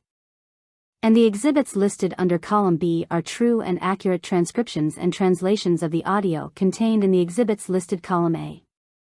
We would offer this exhibit, which is Government Exhibit Stip 16. The court said, No objection, correct? Ms. Shrofa said, No, Your Honor. It's a stipulation. The court said, It is admitted. Government's Exhibit Stip 16 received in evidence. Ms. Murray said, We can publish that, Ms. Loftus. By Ms. Murray. Looking at this stipulation. Column A lists certain government exhibits which are recordings and subparts of those government exhibits which are excerpts of recordings. Column B lists certain transcriptions and translations of those recordings. Your Honor, at this time pursuant to the stipulation and pursuant to Mr. Khaled's authentication of the recordings, the government moves to admit Government Exhibits 404, 404-T, 405, 405-T, 406, 406-T, 408, 408-T, 409, 409-T, 411, 411-T, 412, 412-T, 413A, 413A, T and 417, 417T. The court said, "No objection." Ms. Shrofa said, Your Honor, we have no objection now, but we may raise an issue at sidebar or at the end of the day. I don't want to disrupt with another sidebar right now. The court said, "They're admitted." Government's Exhibits 404, 404T, 405, 405T, 406, 406T, 408, 408T, 409, 409T, 411, 411T, 412, 412T, 413A, 413A, T and 417, 417T received in evidence. Ms. Murray said, "Thank you, Your Honor." Ms. Loftus, we can take this down. Each juror has a copy of the transcript's binder under their chairs. That contains the transcript of the recordings that were just admitted into evidence. So feel free to pick that up and follow along. Ms. Shrofa said, Just so the record is clear, they're not transcripts, right? It's just a transcription. The call is in English. It's a mix, right, of a translation and a transcription. I just wanted to be clear about that. Ms. Murray said, "Yes, Your Honor. For clarity of the record, that is right. A majority of the calls are in English. Those are transcriptions. The portions of the calls are in Mandarin. Those are transcriptions and translations as indicated in the stipulation." The court said, "So the transcriptions that are purely in English are just an aid to help you read along. But it is the actual recording which is in evidence, and so you should rely on what you're hearing. But the translations you must rely on. Go ahead." Ms. Murray said, "Thank you, Your Honor." Ms. Loftus, if we could please pull up Government Exhibit 417T. That's the first half in binder. Mr. Khaled. This is a transcription of one of the recordings that you made. Is that correct? Yes. What was the date of the phone call that is recorded at Government Exhibit 417? April 28, 2021. Who were the participants to that call? Miles Gway, myself, Yvette, William J.E., Alex. And focusing for a moment, Mr. Khaled, on the recording itself. Have you reviewed that recording of the call that took place on April 28, 2021? Yes. Do you have a recollection of that call or meeting? Yes. Were you physically present during that call? No. Can you describe for the jury how the various different participants participated in that call? So Yvette and Alex were in the townhouse. Miles I couldn't see, but either voice or Zoom. William J.E. was a voice from the UK. And what about you, sir? How did you participate? I was at my house. I called into the call through Zoom. Ms. Murray said, "Ms. Loftus, if we could please pull up 417. That's the audio of this meeting. We're going to start at the 3-minute and 25-second mark, which is page 4 of the transcription." Ms. Loftus. Before we start that, actually, just for clarity of the record. This version of Government Exhibit 417 contains captions that are overlaid on the audio. It's the same content that is reflected in the transcription that is 417T. We can go ahead and play it. Media played. Can you pause for a minute? Mr. Khaled. Do you recognize the voice that was associated with Gov't in this transcription? Yes. Is that in fact Miles Gov't? Yes. And the voice that just spoke, is that Yvette Wong? Yes. We can keep going, Ms. Loftus. Thank you. Media played. Mr. Khaled, the portion of this next audio, did you hear that it didn't appear to be in English? We can continue playing for just a moment. Media played. Can you pause it, Ms. Loftus? Yeah, that's not English. Ms. Murray said, "I just wanted to note for the record that in the transcription and translation, and this is indicated on the cover sheet, words that are italicized are translations from the source language into English, here from Mandarin into English." Ms. Loftus, if we can go back a couple of seconds and just begin where Yvette starts speaking here. Media played. Mr. Khaled, what 919 payments are you referring to in that portion of this conversation? Incoming transfers to Medici account. Which Medici account? G Club account with Medici.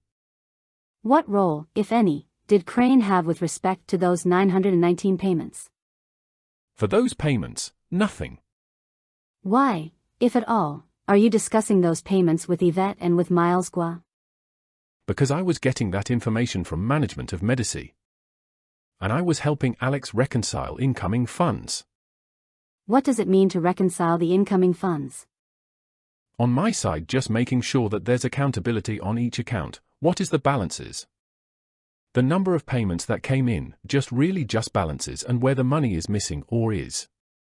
Reconciling on the operation side was matching each wire to a G Club membership number.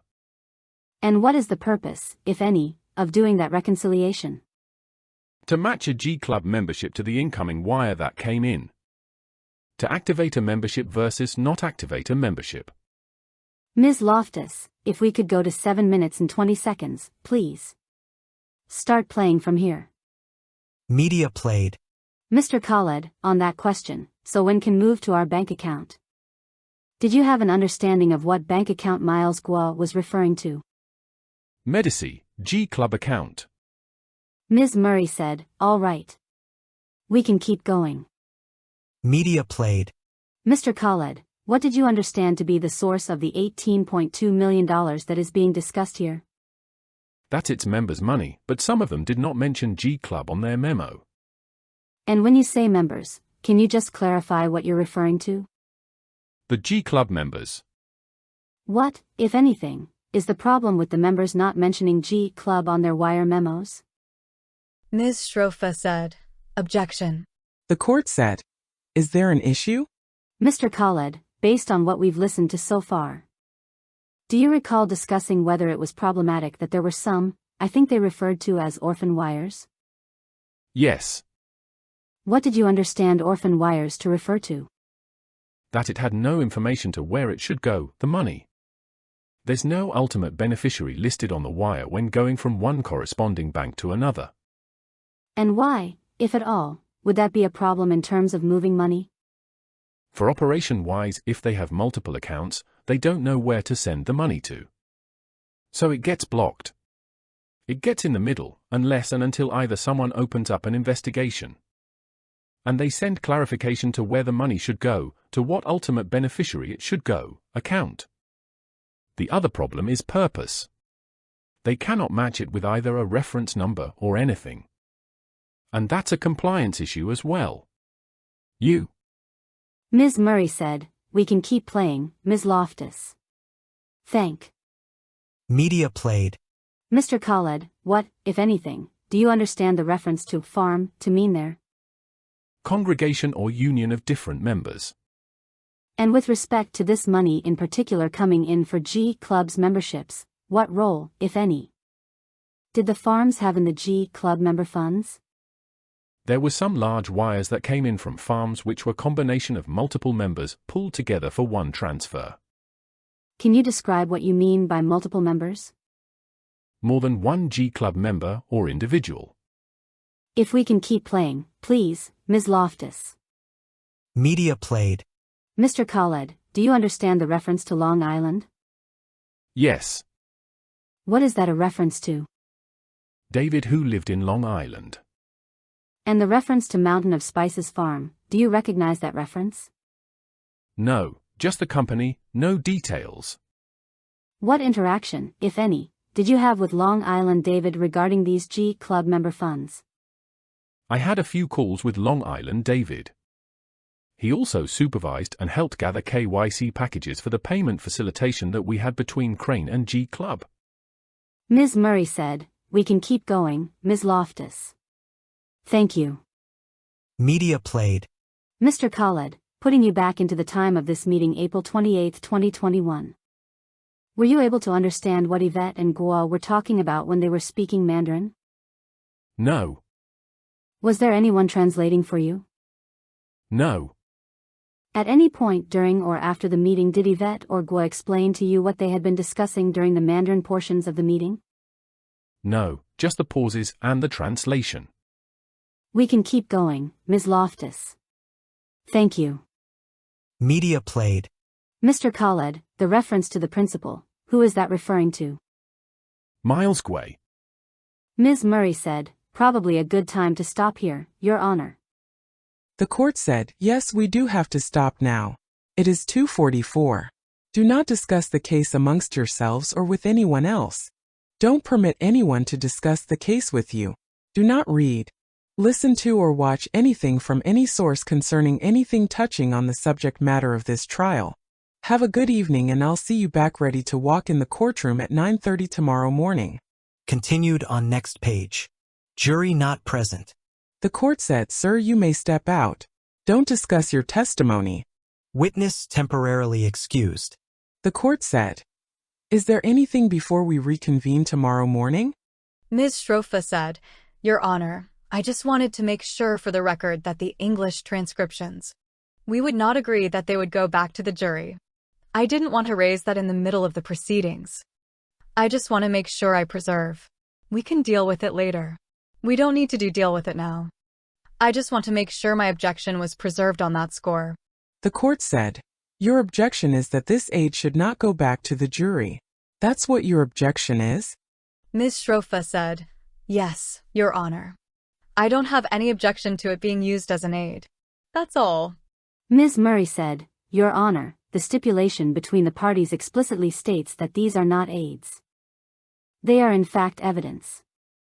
It says that the exhibits listed under column B, which are the T exhibits, which are the ones we've introduced into evidence, are true and accurate transcriptions and translations of the audio contained in the exhibit listed under column A. And the predecessor paragraph indicates that column A contains audio in English and/or a foreign language. The court said, so typically a transcription in English is not considered evidence. The actual recording is considered evidence, and the transcription is considered an aid. As far as the translation, now that can constitute the evidence. And so if you want to revisit this tomorrow morning, we can do that. Have a good evening. Ms. Shrofa said, Your Honor, I have one other issue to raise. At the sidebar, I used a relative's name in a hypothetical. May I have that X'd out of the transcript? The court said yes. Mr. Finkel said, Your Honor, one last thing just on logistics. Apologies. Given next week we're off on Wednesday. The government requests that the court consider, provided it's okay with the jury and Your Honor, that we extend the days of Monday, Tuesday, Thursday, and Friday by 45 minutes. I'm sorry, Monday, Tuesday, Thursday. Friday. The court said, you're talking about this week or the following week? Mr. Finkel said, next week, the week where we're off on Wednesday. 2 reasons for that. 1, we're off on Wednesday. So we're missing a day, and we want to sort of catch up on some time. 2, as the government has indicated, we're running behind just for a variety of reasons. Some are in our control. Some not in our control. Some not in the party's control. And third, last week having the additional 45 minutes from the government's perspective. And I think from the court's perspective and the jury's perspective, the trial moved much more efficiently. Those 45 minutes are quite helpful. So we ask the court consider, provided it's okay with Your Honor and the jury, to extend next week 45 minutes each day. Ms. Shrofa said, Your Honor, actually, we would object to that. It was a colossal hardship for us. The 9 o'clock time absolutely does not. The earlier start time does not work. We're happy to revisit this down the road. But the government is, I want to just remind the court. Originally, the government had an estimate. When this trial date was set, we asked for 2 extra weeks. The government objected, and we didn't have that time. This time has been set. We have other commitments. I especially have other commitments. And I don't think that is properly fair to those of us who are solo practitioners. It is a true hardship. So at least on my own behalf, and I have not consulted with anyone else, I would most respectfully ask the court not to do that. The court said, I assume though that you don't have commitments, other cases. Ms. Shrofa said, I do. The court said, early in the morning? Ms. Shrofa said, I do. The court said, you have to appear in court before you come to this courtroom? Ms. Shrofa said, I have prison calls. I have meetings that I have set up. And I have a child who's only home for the summer break. And I already missed a vacation with him because they wouldn't give me the 2 weeks extension. So, yes. For all those reasons, Your Honor, I would most respectfully ask you not to do that to us. The court said, I'd like the government to make a more specific proposal and to discuss this with defense counsel. Mr. Finkel said, absolutely. Of course, Your Honor, the government is fine extending the 30 to 45 minutes in the afternoon. We all have families. We all have other commitments. There are 3 law firms behind us. I'm sure they could figure it out. The alternative, unfortunately, Your Honor, is we're going to drag, especially if the defense has a 2 weeks defense case, quite deep into July. And so the government believes that extending the day by 30, 45 minutes would be quite helpful. Candidly, it may make sense, and we could talk about this later, but it may make sense for there to be some full days. Assuming it's okay with Your Honor and the jury, just again to keep us on track.